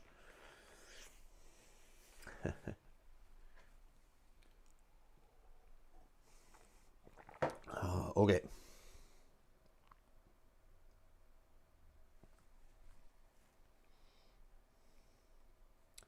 What were we doing now? We are, where's that card?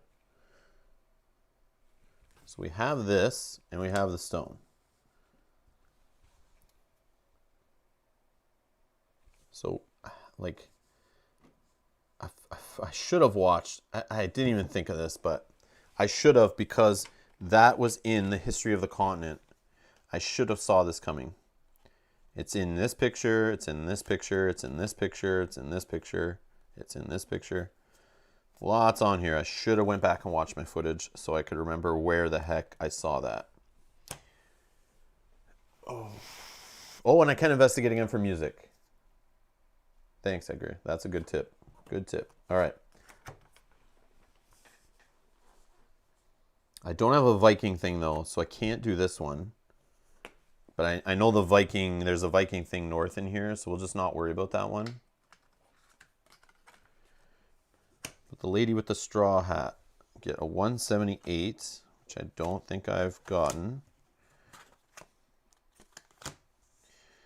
Okay. All right, let's investigate. A curse, perfect. 273 we're going to get again.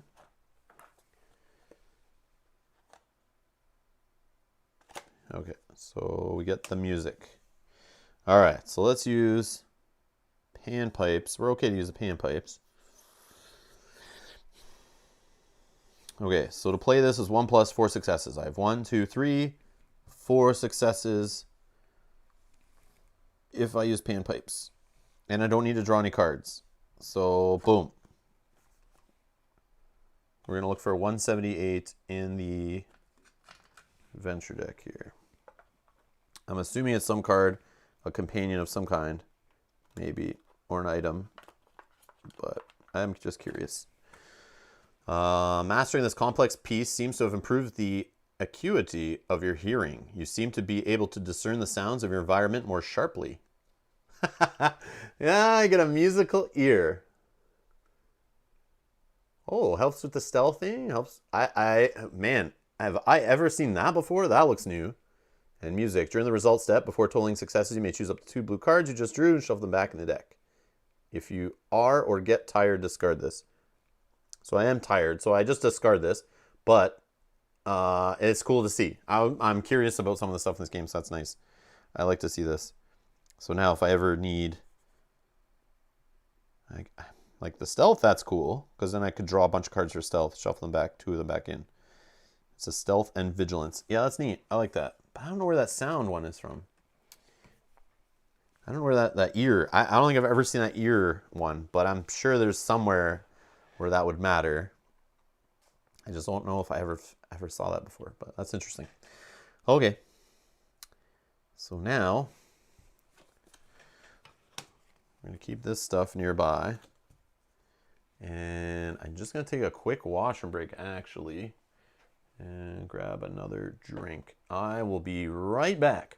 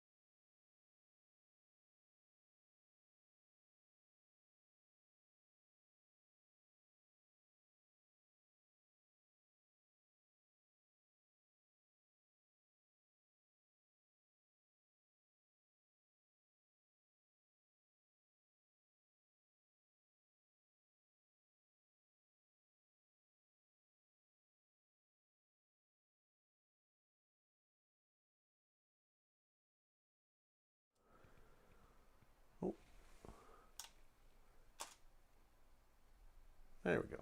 All right, we're back. Just need to reset.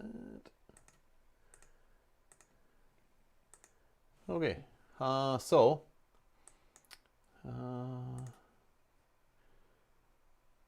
Edgar's saying we saw this on our playthrough already, and I have a feeling it's related to idols.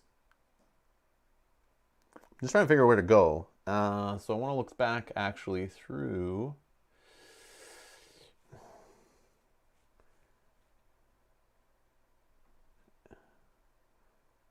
The only idol I've seen in the water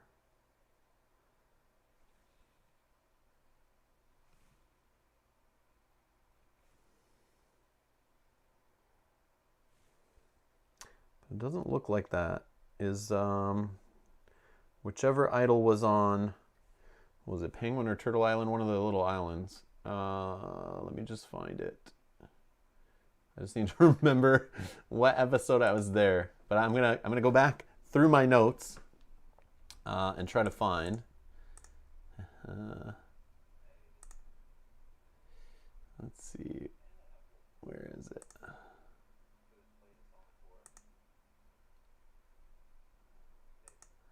I have a feeling it was in episode 4 based on seeing what's in episode 5. Episode 4. James here says the clue to where the tablet banner is on the cryptic message clue you got. And talking about hiding the tablet, it says one of the guardian statues is no longer able to hold it back.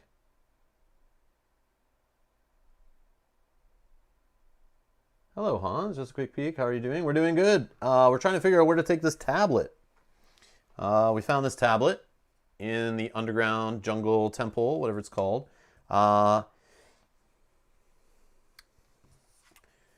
And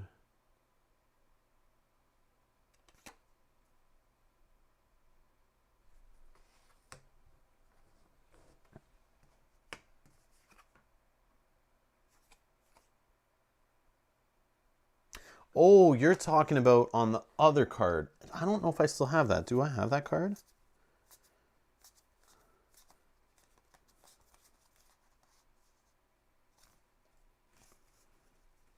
Maybe that got put back? Crap.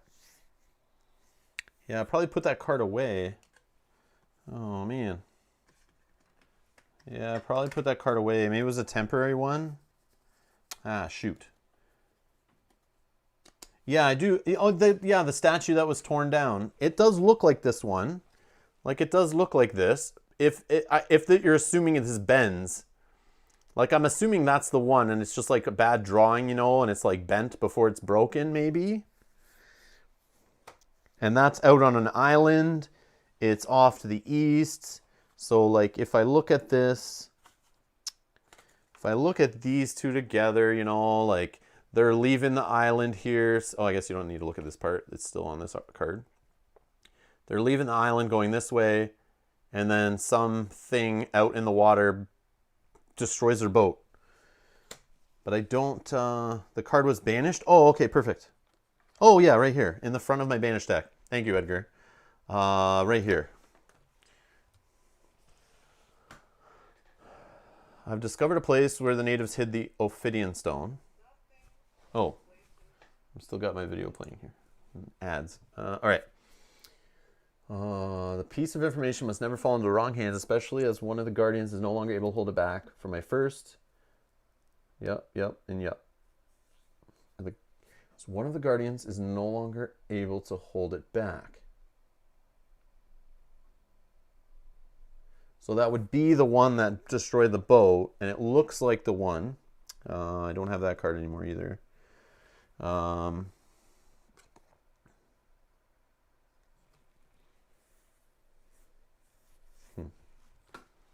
Okay, so one sec. I'm assuming I was on that path here. Let's see if I can get this. I just need to find.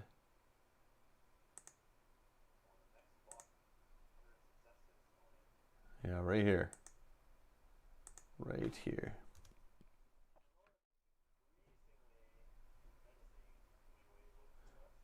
All right, let's see.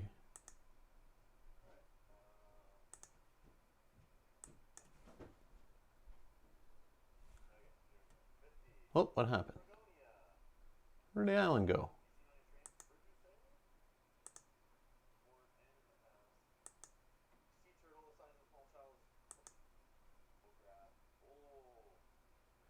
I'm just trying. I'm trying to see how easy it is.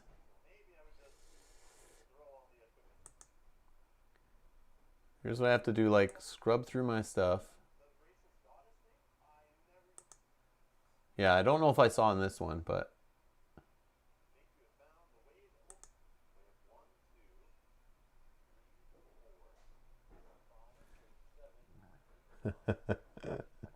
this is what I have to do. This is what I do some mornings before I should have did it today before I played 7 Continent, but at this point I'm like, I don't know where I'm looking, but you can kind of see the idle. Not really good on the screen, but yeah, I think we're going to Turtle Island. That's what it looks like here. What was this? Me trying to open the box? I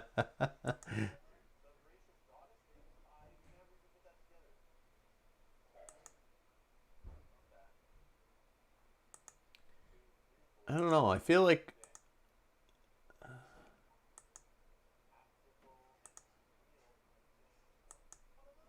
yeah, I don't know. Maybe it's on the back of this card. I don't know. Anyways. Yeah, so I'm not sure. That's where I probably will go. Oh. Oh man, I can't see it.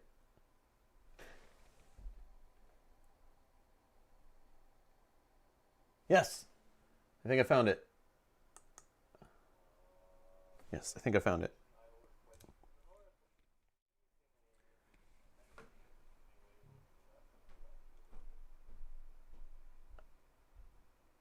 Come on.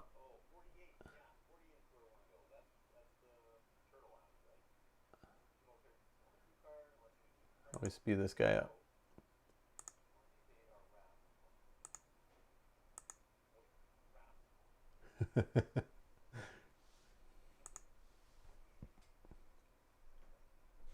Why it jumps? I don't know what. I had it on the screen and then I maximized it and it like. It's whenever I prayed and saw the statue, I feel like it's on the back. Right here.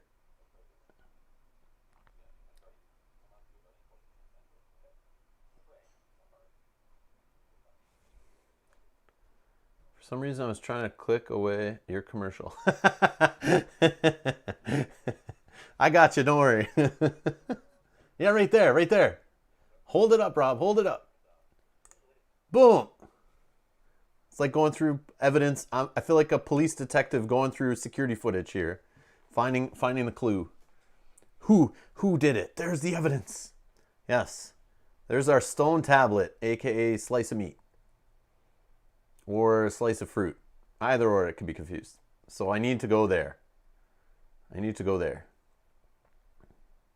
Back again to Turtle Island. Not again. I feel sucks that I didn't like get this stuff along the way. I guess if I took History of the Continent stuff more from the 50 deck, maybe I would have done this in a different order. Robception. Yep. That was just me looking through my notes. My 7th Continent notebook. Okay. Thank you for nudging, but yeah, I was already on that path because I was thinking it had to be an idol on an island. The only thing I wasn't sure of is like, is this that idol? But you could see it's kind of like bending. So if it had its head straight up, then maybe that's the same one. And now it's broken. But I did forget about that cryptic message card. And I appreciate that, James. That was the one that seals the deal kind of, right? But I already was thinking it was this. Like, that's in the picture of the last place the stone was wherever this was. That's what I would think. It's just like it's up for interpretation. Is that idol? Like, it looks different, right? But now we know it can bend.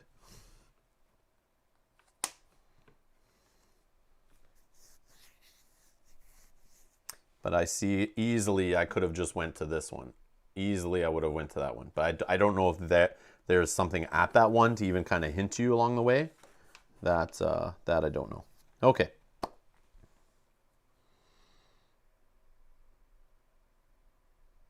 The problem is when you play like days or weeks apart and like you banish stuff like this, these tips, right? Like this should stay in your backpack and kind of remind you.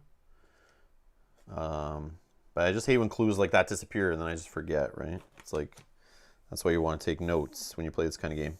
Okay. So let's get out of here, I think.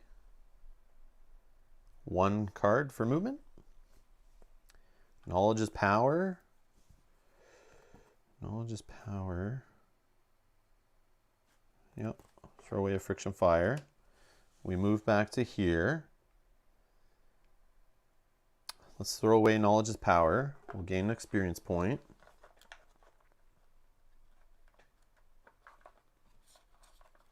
So I think we're at 7 now. 2, 3, 4, 5, 6. Yes, so we'll take a 7. Return all the 3s.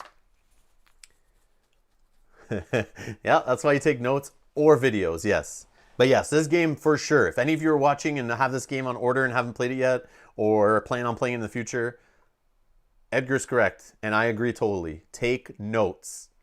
Or set up a whole rig where you just film yourself, and then you're okay watching hours back later and trying to scrub and find little like cards held to the screen.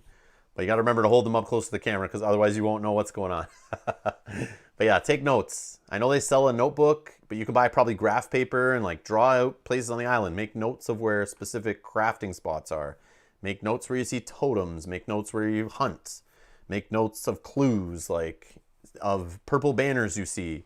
All these things I've gone back through my videos to like watch where I saw them, and I would have saved myself a lot of time if I just jotted them down in a notebook. So that's a tip for you. If you're not playing on video for everybody, take some notes. It will add to your playtime, but it'll save you playtime later. So you don't wander around aimlessly. Which is cool that the game wants you to do that. Okay, 342. We're gonna inspect this here.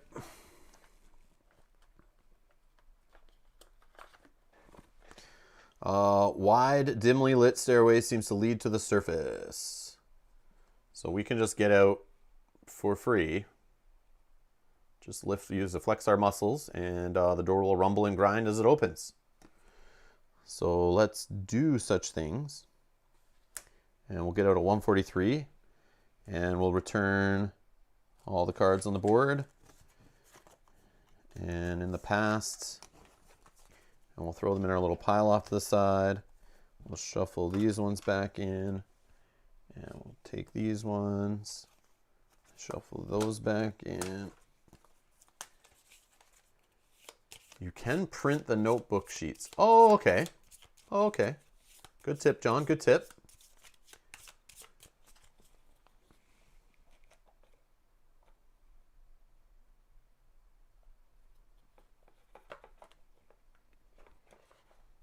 But yeah, like how thematic is that? That like you need to take notes and jot down things. You feel like a total like explorer. Like you're like on this island you're not sure about, and you're like jotting down notes and exploring. Like that's super thematic. That you then would be sitting there later, like combing through notes and scribbles and stuff, and like while you're hungry, looking for food and feeling stressed out, like that. It's very good. It's very good if you dive in that deep. I think it's very rewarding. All right, 143. I think is what I read, which is probably in my cards I need to put away. Yes, we're gonna do this again. 143, and we're gonna get the 3s out.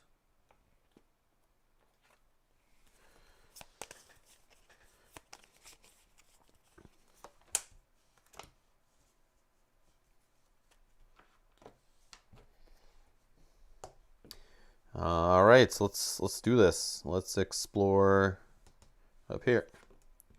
All right, we got the rope, piece of liana. which can help us crafting with vine or help us with the strength or the climbing. I don't feel like that's a big deal, but it does not lower durability if we use it. I think we'll just throw it on the walking stick for now. And if we craft and need vine, we can just toss that away. Not a big deal.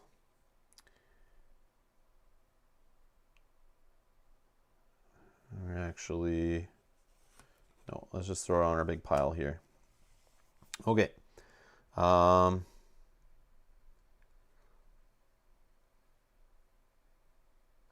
do 191.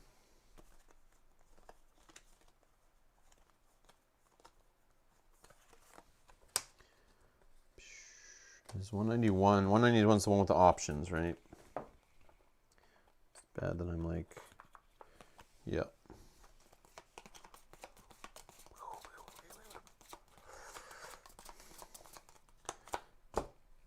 Nice, we got the 2. We got the 2. Sweet.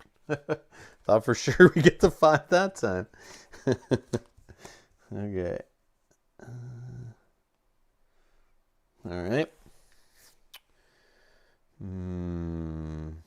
We got to pass the Pterococcus in the north anyway, so we won't worry about this one. We're going to spend 1 to move. Resourceful. Can help us with bamboo crafting. It's a vigilance, actually. It's a vigilance. That's kind of helpful, maybe. We'll see. All right, let's explore. A shortcut. All right, we're just going to discard shortcut. It's free to discard. We don't need to use the minus movement. It's in the way again, but that's okay. At least it's not attacking us. 264, but becomes something else. 141, is it? Yes, it's 141.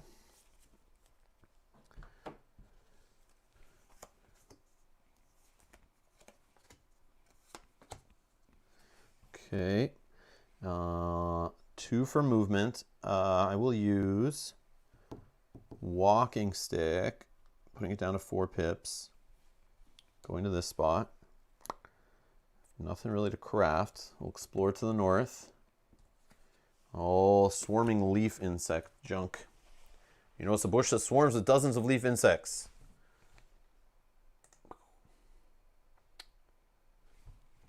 You may take the following action only if you're injured and or bloody. I am bloody. I am bloody. Take a 327 card. Or I just discard this. I remember it makes you stealthy, right? It's that one. It does give us the leaf. We already have that. I can't remember. 327. I know there's the good leaf insect one, but it's down in like the 2s or the 1s for exploration deck. But the one in the 3s, I feel like this hurts because they'll be sucking on my blood unless they get rid of the bloody. But I don't feel like they do. I'm gonna pass on this. I'm gonna pass. I don't need to waste cards. It might be better, but I don't care. We're gonna get rid of this. Yeah, discard this and go on your way. Send you a may. You may. All right, 214. Do we have that one here? I don't think we got that one in this playthrough because we were blocked last time. So let's look at 214.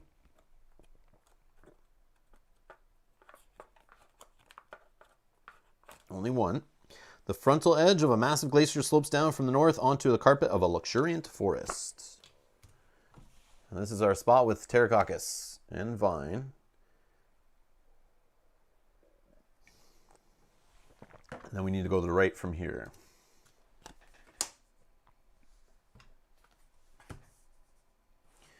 One for movement.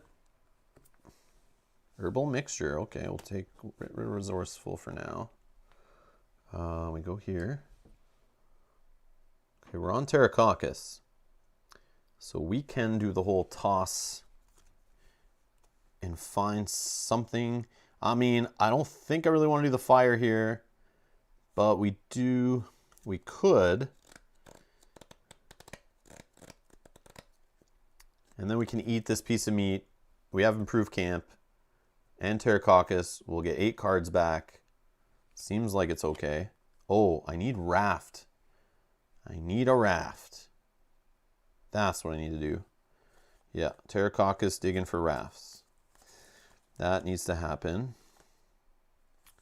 And that is a free action because I have Resourceful. And we can toss back Herbal Mixture. But that is a Serenity or Will. Oh, yeah, what are we doing with the rafts? Getting rid of Walking Stick? Oh, I don't know. I don't know. Okay, what we're going to do is get rid of... we're going to explore this one first. Maybe we see that Fire Resource card. Maybe. Not quite welcome. Oh, we get to kill some more monkeys. Even better. Even better. Okay, so this answers some questions. So I'm going to get some meat here, I think. Yeah, because I could just use the spear to auto-kill it. And I could draw 2 cards or 0 cards. I'll do the 0 cards, I think, and do the 2 pips again. But hold on. 1, 2, 3, 4, 5, 6. That would be the 7th thing on that stack. And I got to grab something to help me with fire. I don't have anything to light a fire right now. That's the problem. And Friction Fire's in here. Remember's in here. Woven Cord is in here, which would be the nice one. Fire Making Kit. So we only have Rudimentary Flint. That's hiding in the deck still. But we have 2 other Remembers in the deck and another Think. That's scary. Or we just... No, I want to get a fire going. I need to get a fire going here. All right. So let's just do the Pterococcus action. And we're going to throw back Herbal Mixture. And we'll grab a Rudimentary Flint.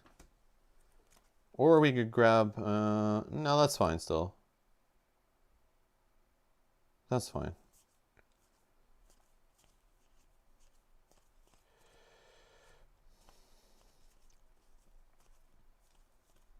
Oh, there's the raft. Should probably just do that too while we're in there. Yeah, let's throw in a Forewarned is Forearmed back in the deck. 3 stars on that guy.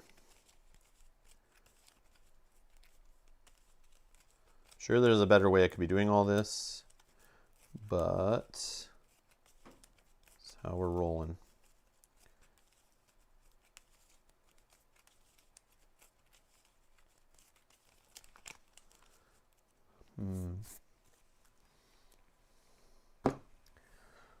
Okay.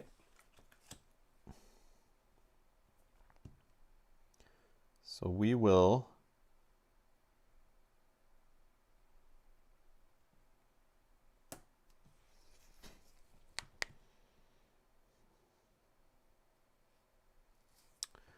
I'm going to craft the flint for 1 card.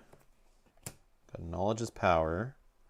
Throw it on our aggressive stack. Bump the pips up to 4.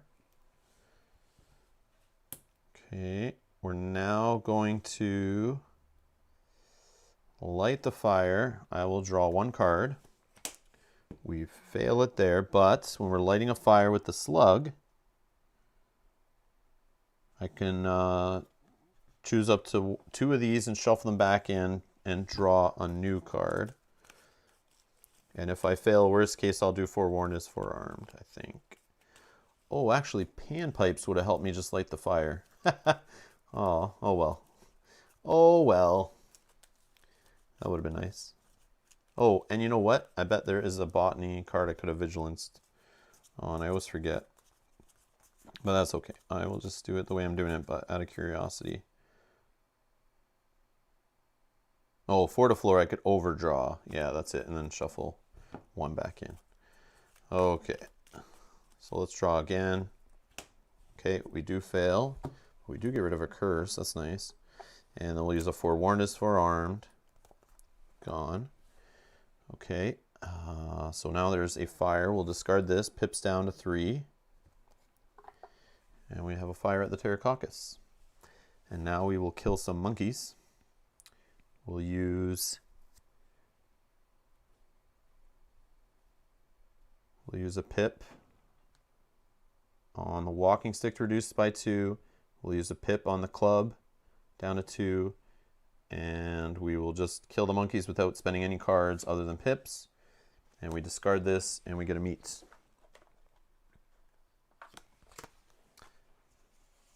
1, 2, 3, 4, 5, 6, 7. 5 pips on the basket. Okay. Now we're going to eat with improved camp plus Pterococcus. And go down to 3 pips on our woven basket. And we'll get back 16 cards. Yeah.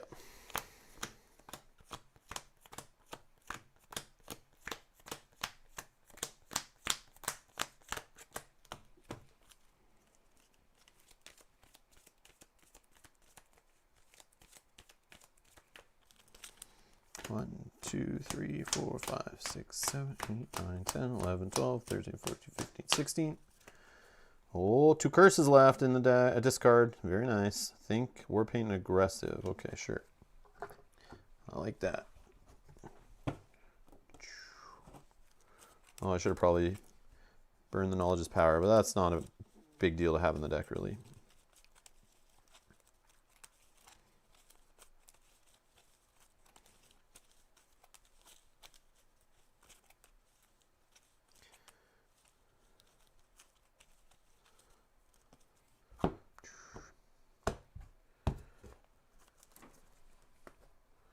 Okay, we will move. Oh, I forgot to reveal 198 right now. Yeah, 198.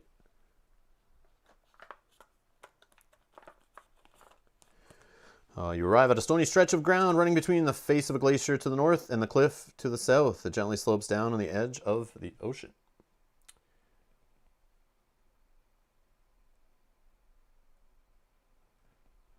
All right.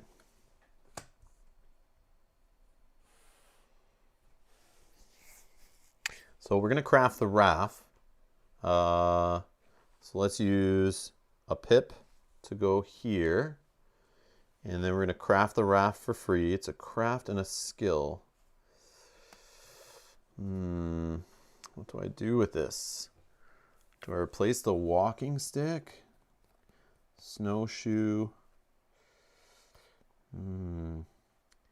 Maybe I start a... Oh, sorry, there's a skill pile right here. That's the problem. I should have got one of these discarded to make room.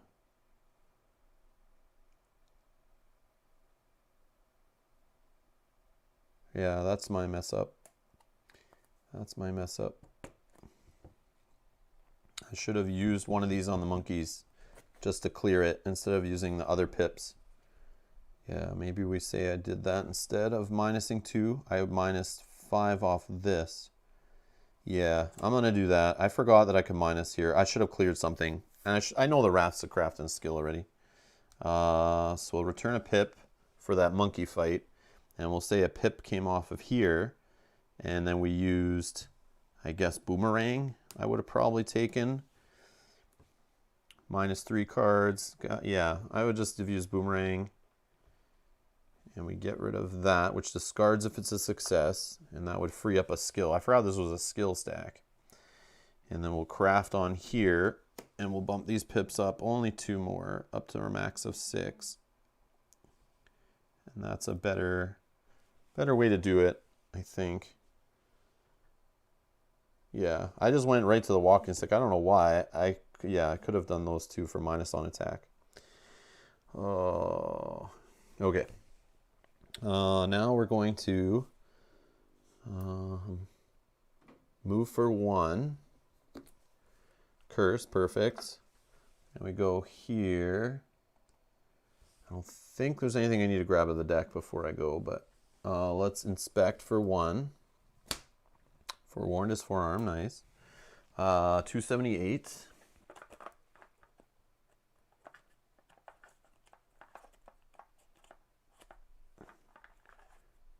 Oh, not 278. Sorry, 127. It's this one. Oh, I shouldn't have drawn. Well, either way, we'll do 278, which is our horrible fishing spot that Edgar let us know the stats on earlier.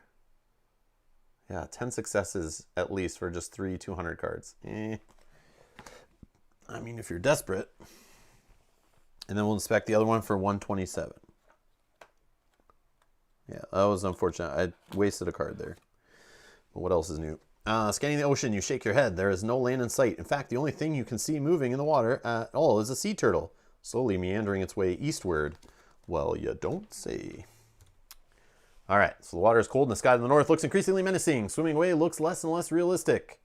Don't worry, I brought a raft. All right, each evolved character takes a 102 card unless at least one evolved character is on an awesome raft. Return all cards on the board in the past. Put a 43 plus raft, which is 5, right? Because I'm looking for 48, I think. Yes, raft is 5, and 48 is the island. 99% sure it's the island. It's the one we're looking for.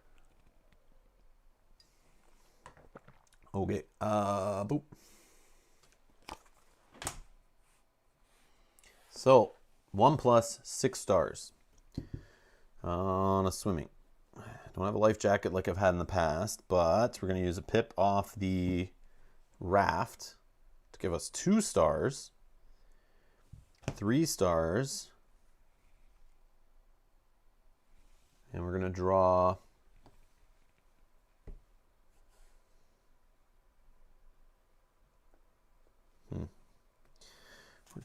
so we have 3 possible. I need 6.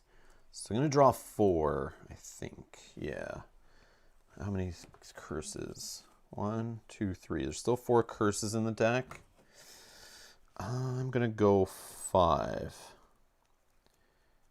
Yeah, let's do 5.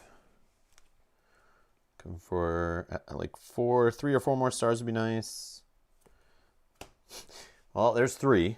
I changed my mind. One card. Herbal mixture. Oh, there's a curse. Woven cord and a torch. So we got 1, 2, 3, 4, 5, 6, 7. There's no 7s here. What's going on with that? But we do pass. And we'll keep. I think we'll just keep forewarned is forearmed. And we'll throw the rest away. And then here we go again, cleaning up everything on the board and grabbing 48.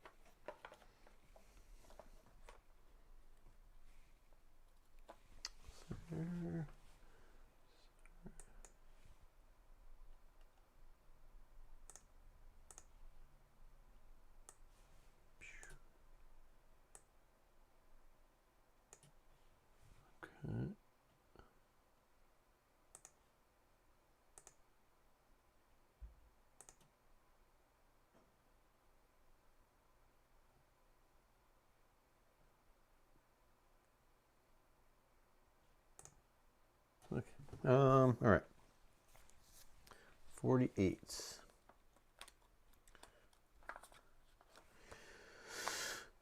The sandy island seems to be isolated, and wherever you look, you see something. You see nothing but empty, endless ocean. Oh, this looks correct. This looks correct. Turtle shell, Eubellis, grave. We're going to see a slow-moving turtle sitting here. Boink. Oh, it's the number 1 deck. Sweet. There's all nice and friendly things in this one, if I remember correctly.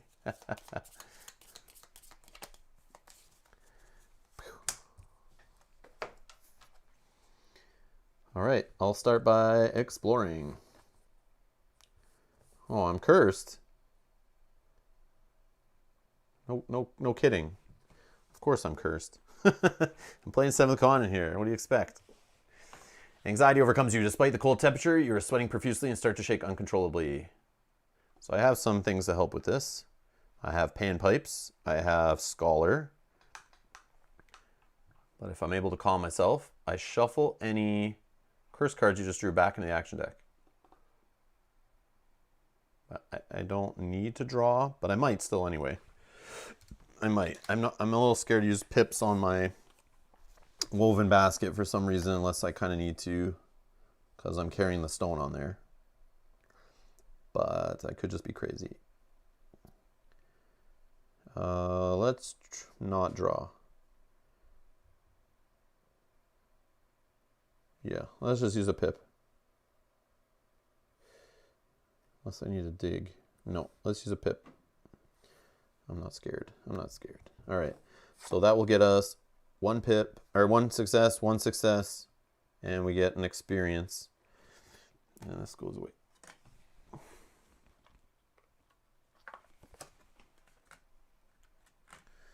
Okay, and now we see 90. Where are you? In front of you, a sea turtle the size of a small child is crawling slowly along the beach. Hey, buddy, we're friends at this point. We know it. You know me. You've seen me before. You've seen me. And yes, I'm the one who ate your eggs. You can follow the turtle and see where it leads you. All right, turtle, where are you leading me?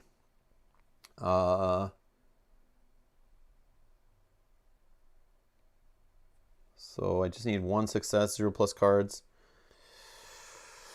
Okay, first, we're going to do a Knowledge's Power. Just clear this out of hand. Get another experience. Okay. And then we'll just draw one card. We get Lucky Star, which isn't even a true success. You may discard this during the results of an action involved in order to apply the following effect. I like that one. So let's just throw this one away.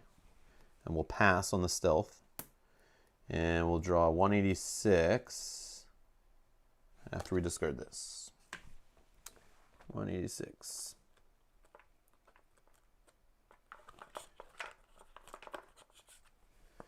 You follow the sea turtle that swims along the sandy beach before diving away through the waves. A towering, menacing-looking stone statue looms to the east end of the islet. After as far as you can tell, it has barely been able to stand the test of time. Yeah, I don't know. Does it really look the same? I guess. Like its arms aren't even like the same. But then again, it's just drawn, right? Like it's meant not to be precise, but right. But yeah, now that I see that, it's like comparing those two idols. If I knew the island better and saw the other 2 or 3 idols I haven't seen, maybe it's more obvious that this is that one. Because it's like the top part's not even shaped the same way. The arms are wrapped around different, but I mean, this, like I said, this is just inscriptions on a wall or a cave wall or whatever, right? So, but it is interesting. I can see people being very thrown off by these clues. All right. So we're going to move for 1. Learn by doing. Boink. And now we're going to pray for 1. Study the notes. Nah. Not anymore. We've done enough studying of notes in this playthrough. Yeah, it definitely looks broken. That part, the cryptic message part where it's broken, John, 100%. If I knew, like I know this one's broken, that makes sense. And the idol in the history card is definitely the crocodile one, but doesn't mean it's the one you want. Oh. Oh, okay.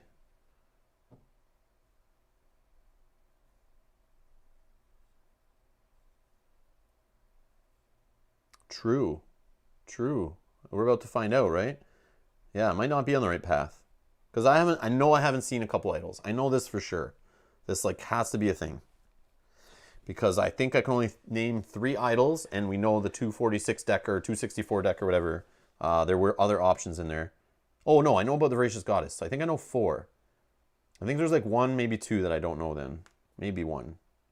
But anyways. Okay, so we're praying. I did that already. Drew the card, I think. Yeah, study the notes. 235.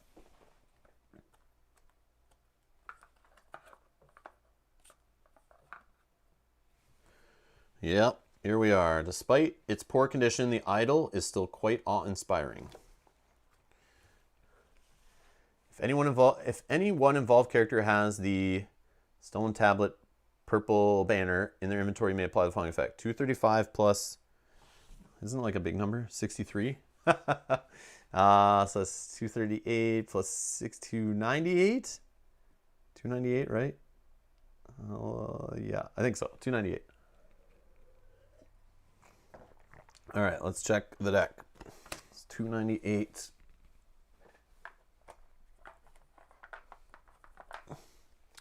It wants to say, are you coming from 235? Yep. We've been given the thumbs up. We're official. All right, let's see. Thick plumes of purple smoke waft from the statue, rising into the sky and obscuring the sun. You decide to take a break here for a few hours and doze off in the shade of the idol. Oh, this doesn't sound good. The sound of a foghorn pulls you from your dreams. A large ship is moored far on the sea, and you see a lifeboat approaching the islets. Islets. I gotta look that word up. They are coming to rescue you. You get aboard the, I'm not gonna even try to say it, a Chinese merchant ship heading for New York. After several seemingly endless weeks at sea, you finally reach the city where you are welcomed as a returning hero. But this is me dreaming, right? Or no, I woke up. No, I woke up and this is real? Yes. Or this is messing with me? A few days after your arrival, you notice that your loved ones have become increasingly tense, occasionally even coming close to blows over even the pettiest disagreement. The situation gets progressively worse, affecting more and more people as the malevolence seems to propagate. Within a week, New York has become a place of chaos and unleashed violence, and the city soon contaminates the rest of the state. This is kind of hitting home a little bit. Quite surprisingly, you seem to have been spared, oh wow, by this scourge, and you can only watch helplessly as civilization decays into mayhem and chaos with murder and destruction rampant. A month after your return, you seem to be the only living person left. What? Oh, man. Yes, John, you get what I was hinting at there. Wow. Wow.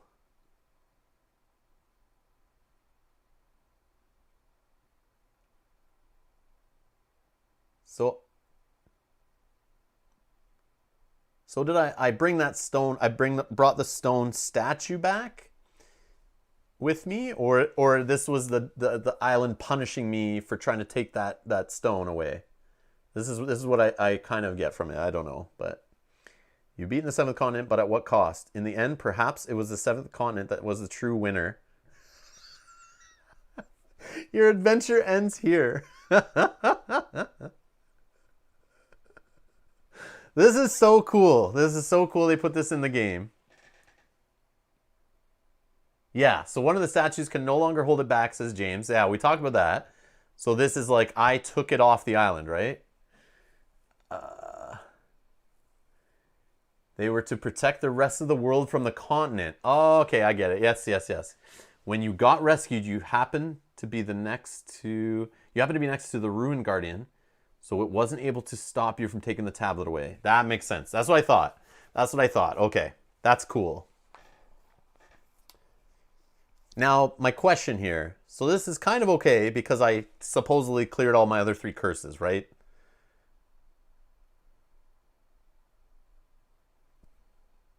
There's probably a different ending.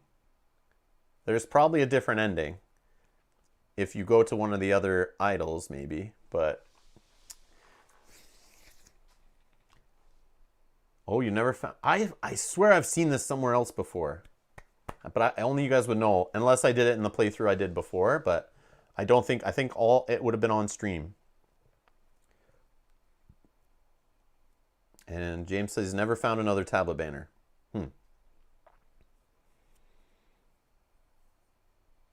So this would end my adventure. So if you're playing a so technically game mechanic wise, if I wasn't playing with card 777 or whatever, and I'm playing a multi-curse playthrough, and I do this right now, I fail, and all those other curses I was working on are failed too? Is that correct? Is that how I interpret this when it says your adventure ends here like that? Because I left, right? Notice it doesn't say you win like the other curse endings. Yeah, exactly. It just ends you, right? This is like a bad thing. It's funny they put this in the game. It's like a little fun secret, but it's like it just leads to bad things. I love it. I love it. This game is awesome. It gets better and better. The more time you put into it, the more it rewards you, I think. That's fun. That's so cool. That's so cool. Oh, nice. George is Googling right now, trying to find out if you could take that stone somewhere else. It obviously warns you it's bad, right? Because you can like kill other players or kill other characters. So if I was playing like a multi-character solo playthrough, I could just be killing characters to make certain things successes and spending pips on this item. So it's obviously like dangerous. Oh, you are, but you haven't found anything? Oh, okay. George, I feel like I've seen this before I saw Turtle Island. I could be totally wrong, but I feel like I saw this purple banner, like even in an early playthrough before I saw that island. But maybe it's just in my memory. It's just I kept seeing it every time I went back to Turtle Island. And yeah, if you're looking up, it's like a Ophidian stone, not the obsidian stone, which I would have totally looked for if I was trying to find it. Ophidian? Yes, yes. George is saying he would expect there is a good ending where you destroy it. I'm surprised it didn't give me the choice. That's the other thing I'm surprised at. It didn't give me a choice. Like, do you want to leave? Like, I thought it maybe in this case, now seeing this, it would make more sense to me if they like a lifeboat came and they were like, do you want to leave? And it gives you the option. I feel like they should have presented you with the choice. Do you want to leave the island and take the stone with you? And you think like maybe this is good, so you do it and then it punishes you, or you can say no and continue on your way and then go back if you want to later. That way you don't like kind of fail. Do you want to check the other 4 idols? I don't know. We could. Because I don't know if I'll ever do this again on a future playthrough. But I could though, right? But I probably wouldn't play Botany Girl again. That's the problem. I would definitely want to try a new character. So I doubt I'm going to rip through the Botany deck as quick. And you know me, I never choose examine the notes ever when I have the choice after drawing for a test. No. Maybe I'll look at it off stream. After stream, I think I'll look at it. I don't think I'll do it on stream. I don't want to spoil more things for anybody in that case. But now I'm curious. This adds to my, and I still didn't look it up, but the whole, in the Icy Maze playthrough, the Fang thing that I found, or the teeth, or the spike, or whatever it was in that one thing that I didn't find that side quest. In my mind, I know I will never have the time to do it, but I want to go back and find out what that was. That still bugs me. But I don't want to play I don't want to play the Icy Maze again. But part of me wants to kind of do a cheat and look that up after the fact. But now this also falls in that pile of like things I want to look up later. But yeah, I'll leave it for now on stream. I don't want to spoil it for anyone who wants to dig. But yeah, that's cool. Well, it looks like that's the end of this playthrough series. 2.5 hours? Okay, that's not bad. Oh, the tooth thing isn't associated with any curse. Oh. Yeah, James, I thought it was, it led to somehow getting the knife banner symbol that you need at the end of the Icy Maze. I assume that was connected somehow. But now I'm totally, you're telling me no, that's not the thing. Because there is something up there with the knife banner at the end of the Icy Maze that also is bugging me, and I thought that was all connected. So when I say the tooth, I meant that also. So, okay, so the tooth, there was no banner with it. Oh, yeah, there was no banner on the tooth card. It was saying like, it was like tooth times 32. I just thought it was related to going through the Icy Maze and at the end of it, meeting the other person in the tent. And there was going to be a connection there, but I missed a step in between, I think. But you're telling me I could find that without going through the Icy Maze again? If that's the case, I'll leave that one alone, because then I can maybe find it on another playthrough when I do the Sanctuary. Yeah, where I do the Sanctuary or the, is it the other ones I have? I only have two more, I think. The Swamp of Madness and the Forbidden Sanctuary. These are the other two I have that I have not played yet. And I'll probably do them separate, and I assume they won't be as long of playthroughs, hopefully, as some of the previous ones. But yeah, in the future, these will come to the channel. And if I play through these, then we may have a white box in the future. Because you guys are telling me Seven Citadel is like way out there before we ever see it.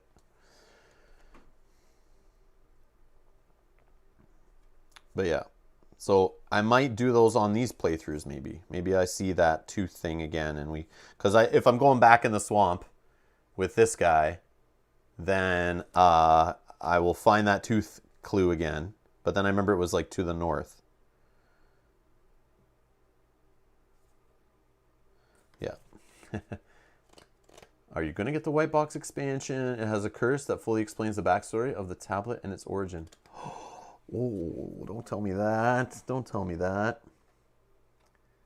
So maybe that's what George, if you're there, is that what you were thinking about maybe? I don't want to look it up then. I don't want to look it up if we can find out more about it in the white box. And that's maybe what you're thinking of, George, if you're still there or watching this later. We'll chat about it on the Patreon Discord after. Oh, you're there. You haven't played it. Oh, okay. Never mind then. Never mind. All right. Let's stop talking about any more 7th Continent. I'm not looking up anything between playthroughs. I want to be spoil free for now. Now that you guys are hinting at stuff, let's stop. You played a little bit of the white box. Oh, okay. John, stop. Don't tell me this. I'll pretend I didn't read that. No, I'm just kidding. John saying, get the white box. You will enjoy it. I want the white box. I just didn't buy it in that Kickstarter because I want to make sure I enjoyed the base game. And it was a little expensive for a box of cards at the time I was feeling. But now I see why it was the price it was. Yeah, maybe I'll do a fundraiser or something for the white box later in a future 7th Continent playthrough of one of the other ones to see if you guys or anyone who's interested wants to see more 7th Continent in the future. I'll let them vote that way. But I don't even know the cost of that white box for me in Canada. That's the problem. Or no, first I'll reach out to Serious Poulp and see if they care. If they maybe will send me a review copy maybe. But I want to play through the ones I have first. I want to play through the two expansions I have, the Sanctuary and the Swamp of Madness. Which one of you guys told me they're more focused or something, or maybe that was in the document about the order of what to play them in. They said they're more like focused to like specific areas of the island, so maybe I won't be wandering around so much and having super long playthroughs with you guys. So they might be done quicker than I think. But I can probably stretch them out. I'm just looking.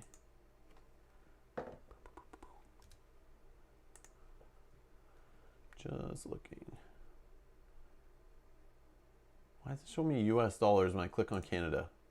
I'm offended. How do I change that? Oh well. It's probably something crazy because the dollar is trash.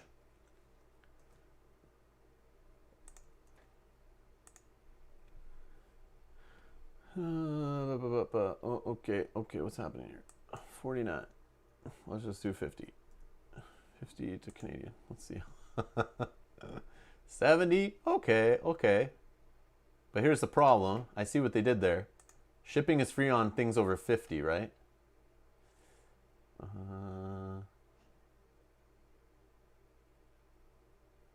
Our Canadian's logistics platform is still shipping your orders, and the transporters are currently still delivering them. Okay, so that sounds good. This collector expansion is mostly compatible with the classic edition base box. Let me make this a little bigger so you guys can see what I'm looking at here. Only exception concerns the Armageddon Curse that can only be played with a collector base box, which I have, right? I have that. That's the black one that I have, right? So I'm good there. Shipped from a Canadian warehouse. Nice. So friendly shipping, no customs fee. Okay, that's not bad. Yeah, that's not bad. Oh, there's a balloon. Oh man, look at this. What? You get this with it? I don't know why I would use that though. That seems like a little trouble to be putting cards in there and taking them out over and over again. Has anyone played with this? Has anyone played with this little leather binder, or is this just kind of like a nice to look at thing that you bought and then it's not like really practical? To me, it doesn't seem practical. But again, like, I guess it would have been nice for botany cards. I would definitely put the botany cards in here. George says, yes, it's amazing. It replaces my business card holder. Good, yeah. See, John says good for botany. That's the one thing I can see it being very good for. Okay, cool. Yeah, the business card holder thing, it's been helpful. It's nice to see everything kind of spread out. But yeah, that would be not bad to flip through. I think I would still use that on stream. It's not too bad. Brian says they don't want to get 10K worth of coins in the mail.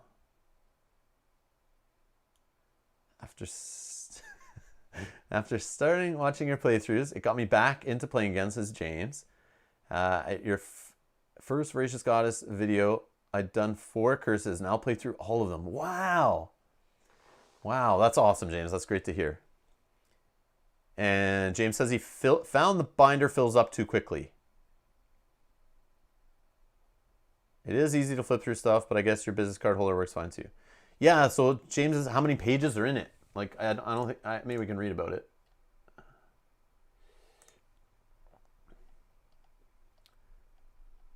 Is it like a separate buy thing? Oh yeah, what are these? Oh, there's French. What is Comfort Creature and what is Path of Repentance? These look like small boxes, right? I don't think I want to play Matt. That dice bag does look cool though. I like these bone dice. I saw them before in the Kickstarter. Like, those are cool. But they're kind of small, right? And if they're too small, then they're not as cool.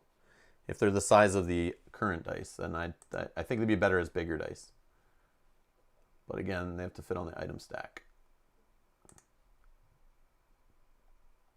Oh, here it is. Successor will allow you to store all the quest item cards that you will acquire during your adventures, just as if you were jotting them down in your journal.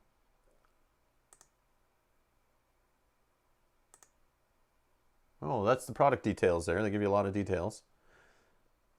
It holds this many cards? Just kidding. I wish it told you how many cards it held. Yeah, I wouldn't get the bone dice, says George. They're hard to read. Yeah, and on video. Yeah. They look like hard to read in general. I found the pips on the bone dice are hard to read at a glance. Yeah, they look, if they were full size, I think they would be awesome and I would get them. But if they're just tiny, if they're tiny like these little ones, then I don't care. I don't care. Yeah.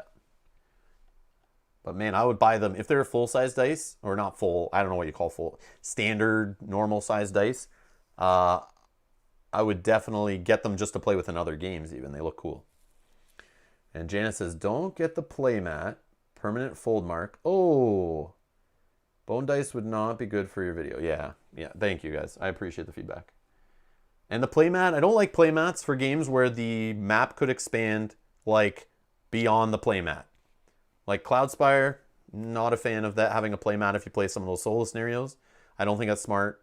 Unless you got it as part of a bundle or something, then it's fine. But for video, I don't need it going off the mat. That just looks bad to me. Like it's not aesthetically pleasing. But if I was playing privately, I would use the mat and put other mats around the other side to keep it level. But then it looks kind of weird, right? But yeah, Seventh Continent, same idea. You could like expand off the table, like with Seventh Continent if you don't save often.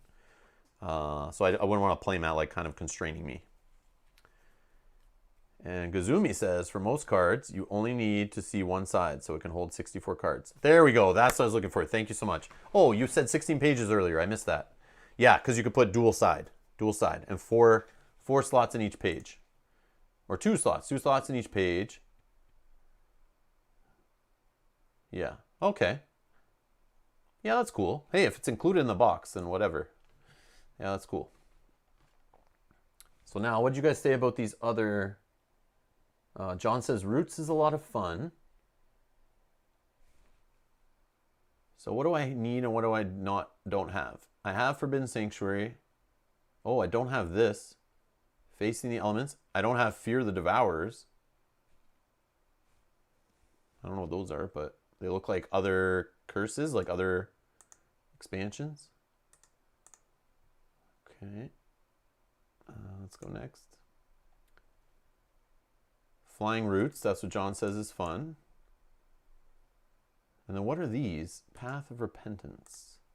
Comfort Creature. And a storage box. Bunch of sleeves, yeah. I probably need to buy a few more of those.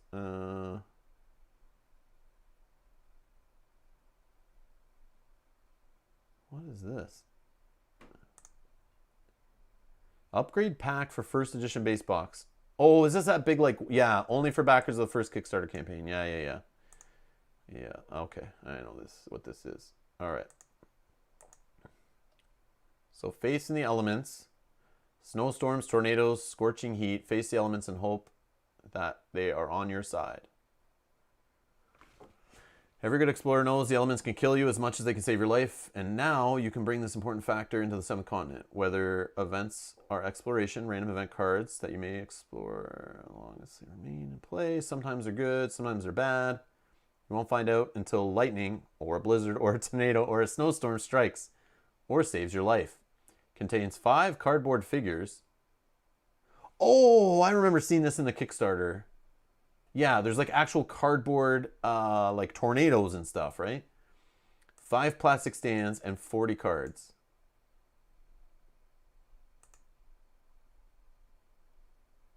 So they give you 24 adventure cards, 16 exploration cards.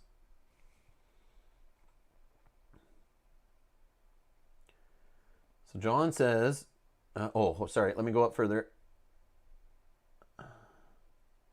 Kazumi's right about the binder. I sleeve all my cards so I can't double up. Oh, okay. Hence why it fills up. George says, facing the elements adds stuff like weather elements. Just to your regular playthroughs? Aw, so maybe I should have had that before. Or maybe I get it before I play the next ones. So it's like not a full curse or anything, right? John says, Roots, Elements, and Devourers are my suggestions. Comfort Creatures, okay. George says, which give you bonuses and can grow into different things. Oh, Comfort Creatures adds the chance to find an evolvable companion. What the heck, really? Oh, that's cool. Which gives you bonuses and can grow into different things. Kazumi says they are not curses, mostly different exploration cards. Oh, so they add some variety in there, right? And green cards that trigger off them. They do bring a lot of extra variation. Oh, okay. Yeah, because then I wouldn't be so used to like now when I go into certain exploration numbers, I kind of know like what I might see, right? I get used to it. Like I know, okay, in this one I see less animals. This one I see this tiger thing attacking me. And this one's where I want to go for the life jacket or whatever, that kind of stuff. Or I'll see the fire resource in 3. I know that one's coming, kind of idea. And then George says, Roots is something that makes the early game weird and harder, but gives you a side quest throughout the game that can make late game easier. The figures are not that spectacular. Yeah, if they're anything like the minis in the base set. Devours, I haven't encountered much, says George. I think it adds some tough enemies in some places which make game more combat heavy. Oh, okay. And Brian says, what every solo game needs, a dog who grows into Godzilla.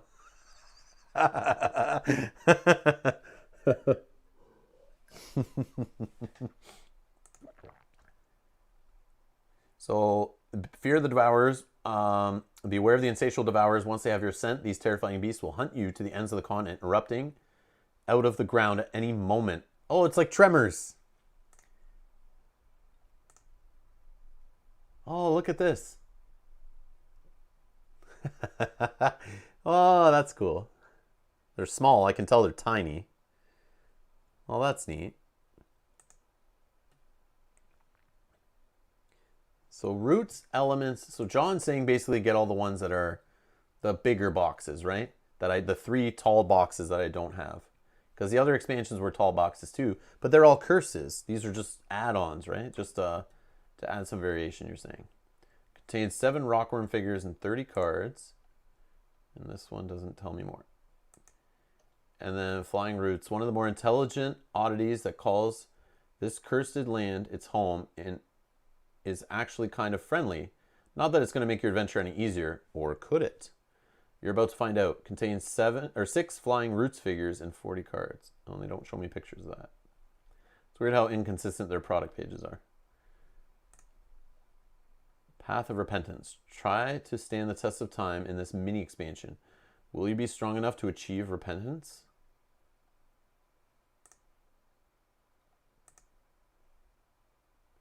Ooh, pocket watch.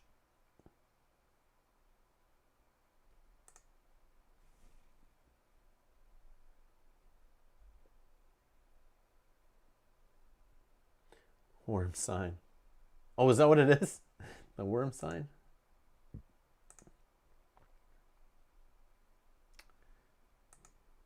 Comfort creatures. You guys talked about the... Oh, it's an egg and a leaf. Or a feather, sorry, a feather. Feather and an egg. What bizarre creature could be nestled in a strange egg? Is it Yoshi? It's Yoshi, isn't it? From Super Mario Brothers. That's who that is. These guys are influenced by video games heavily for this, I can tell. For sure. And what will become? There are several ways to find out. There are some rather unique, unsettling creatures inhabiting the continent, some of which could be classified as a walking health crisis, while others not so much. Exactly what type is in this egg, you won't know, but perhaps a bit of love and attention. You might just make yourself a new friend. The Comfort Creatures mini expansion will allow you to hatch and train your very own beastie. You'll have to take care of them as they grow, but you'll be able to train them to suit your needs too. Depending on how you do so, you'll end up with unique creature companion to help you during your adventure. It contains 30 cards.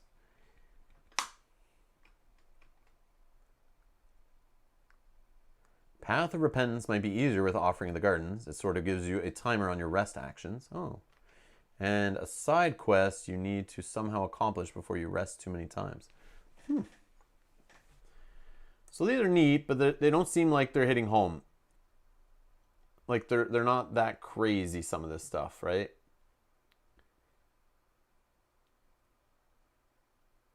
Which I feel like when I was doing the Kickstarter, I was kind of looking at all this stuff. That was years ago. But I feel like on the what goes up, what goes down, what goes up, what comes down, whatever it is, Kickstarter, I remember looking at all the second wave stuff, and it just was like, okay, it's just more stuff. I remember even thinking that too at the time. And that's why I was like, no, I'll just stick with the base stuff. And I remember even reading, and people were like, no, you'll be fine with just the base stuff.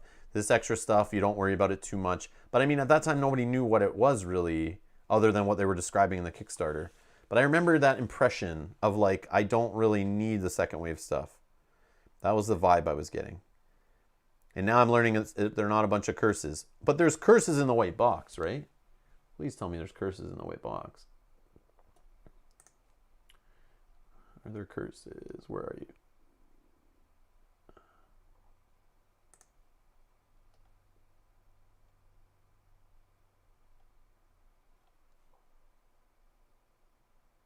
Invites you to come and discover, or perhaps return to the seventh continent for some fresh adventures. 4 new curses, yes. A prison of clouds. You'll find yourself aboard a hot air balloon in search of salvation, and in the veins of the earth, you'll delve deep below the continent in order to triumph over the evil consuming you. I get it. The up part and the down part. Satchel and journal binder is a new accessory allow you to store all the quest item cards that you'll acquire during your adventures, just as if you were jotting them down in your journal. Yeah, so I want the white box for sure.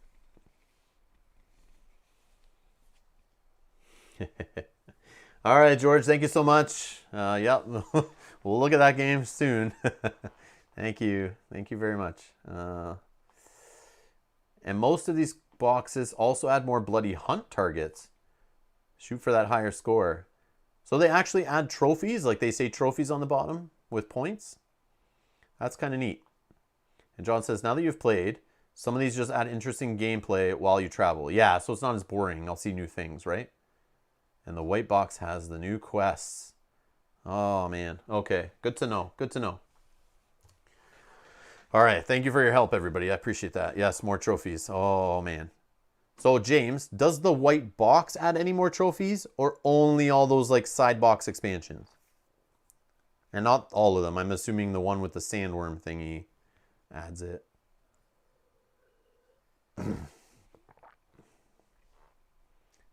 Because if the white box adds a couple. Oh, yes. Okay, good. I'll probably just get the white box to start. Maybe a couple of the expansions as John's recommending. But I'll see. A 100. Oh!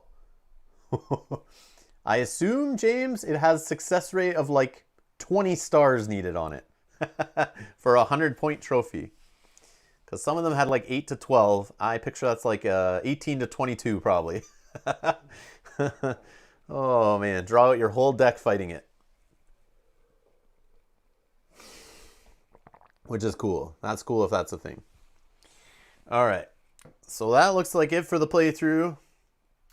Get Roots if you need to for free shipping. Yeah, that's what I was saying. Yeah, so Roots is the winner. Because it's 49 and shipping's over 50, unless there was no free shipping for Canada, because it's not showing me that as an option. But yes, if I do need to add something, John, I'll get Roots. Roots is priority. The flying Roots. But knowing me, I'll probably just add in like all 3 that you recommended. But yeah, I'll take a look. I'll reach out to Serious Poulp first to see, but yeah, I'll probably just end up buying them. Okay, so that is that. Thank you all for watching. Thanks for everyone chilled live. And if you're watching this later, you're watching these not live and you made it to this point, or you stopped watching before I went on a browsing spree there, I guess, doing some research on what's next. Thank you. You're awesome for watching to this point and surviving all the way here. Yes. Thank you for all watching live. Thank you those who watch later. Leave comments down below. Let me know your thoughts on this playthrough. It was pretty cool. I like the way all the different curses that I played, all the different playthroughs, knowledge transferred over to the next one. I like the way they're all kind of linked, and there's things in other playthroughs that kind of lead you to hints in others, and you see different things. And I like how, depending on the curse you're playing, things will behave differently. I think that's neat for replayability. That's kind of cool. And I'm excited to try the next 2 curses that I have. The Swamp, I'll probably play separately, but I'll do some research a little bit first. Talk with some people in Discord maybe to find out. Playing the Swamp separately in the future. I'm going to move on to some other games in the meantime, but you will see 7th Continent back on the channel. So subscribe, hit the notification bell. There will be more 7th Continent. So if you haven't played the Swamp and you haven't played Forbidden Sanctuary and you want to avoid spoilers and you have them sitting on your shelf, go play them first. You have some time, and then we'll come back and we'll do a playthrough of those. Need to take it out and do another curse. Yes. Yes. But yeah, this is awesome. I love this game. It's great. It's great. Excellent solo. Excellent solo. Yeah, I love it. But that's going to be it. We'll be playing Seven Wonders Duel tonight on our relax stream. A nice, short, chill stream with Mel. We'll be playing some two-player, obviously, in that game because it's only two-player. You can't play one. You can't play more. Only two. So we'll be playing that for our Thursday night chill stream. Kind of relaxing, less calm, casual stream, I'll call it. And then we're back again on Sunday playing most likely Too Many Bones. And go and vote. If you're a Patreon backer, go and vote on the new poll I posted today to help us pick which gear locks and which tyrant we play against. So I'll leave that up to you guys to help us decide what Mel and I play and who we play against. And then we'll see you guys on Sunday. I think 1 p.m. Eastern, I think is scheduled for, but you can see all of our upcoming live streams. Just check periodically at youtube.com/Rob's Gaming Table, and you'll see the live stream schedule there. You can set reminders for the ones you don't want to miss. And I believe even if I change the times or move them around to different days, I think you'll still get the notification. So just go set the reminder, and if I change the time or something happens, you'll get the notification or you won't. If I cancel it, I mean. But yeah, that's it. Thank you to our Patreon backers for supporting us. Thanks again for helping make this possible. I appreciate it. And yeah, I got to go focus on some other game that arrived in the mail today. And if you're in our Discord producer level chat room or whatever, you already know what arrived today and what I need to crack open and start learning and working on to do a live playthrough of soon. It is something coming to Kickstarter soon, something awesome that thank you guys for pointing it out to me and having me look into it. And yeah, so that'll come to the channel soon. So I'll talk to you guys later. Thanks a lot for watching. Thanks for surviving with me through the 7th continent, 3 curse run, aka 4 curse run-ish. But yeah, stay safe.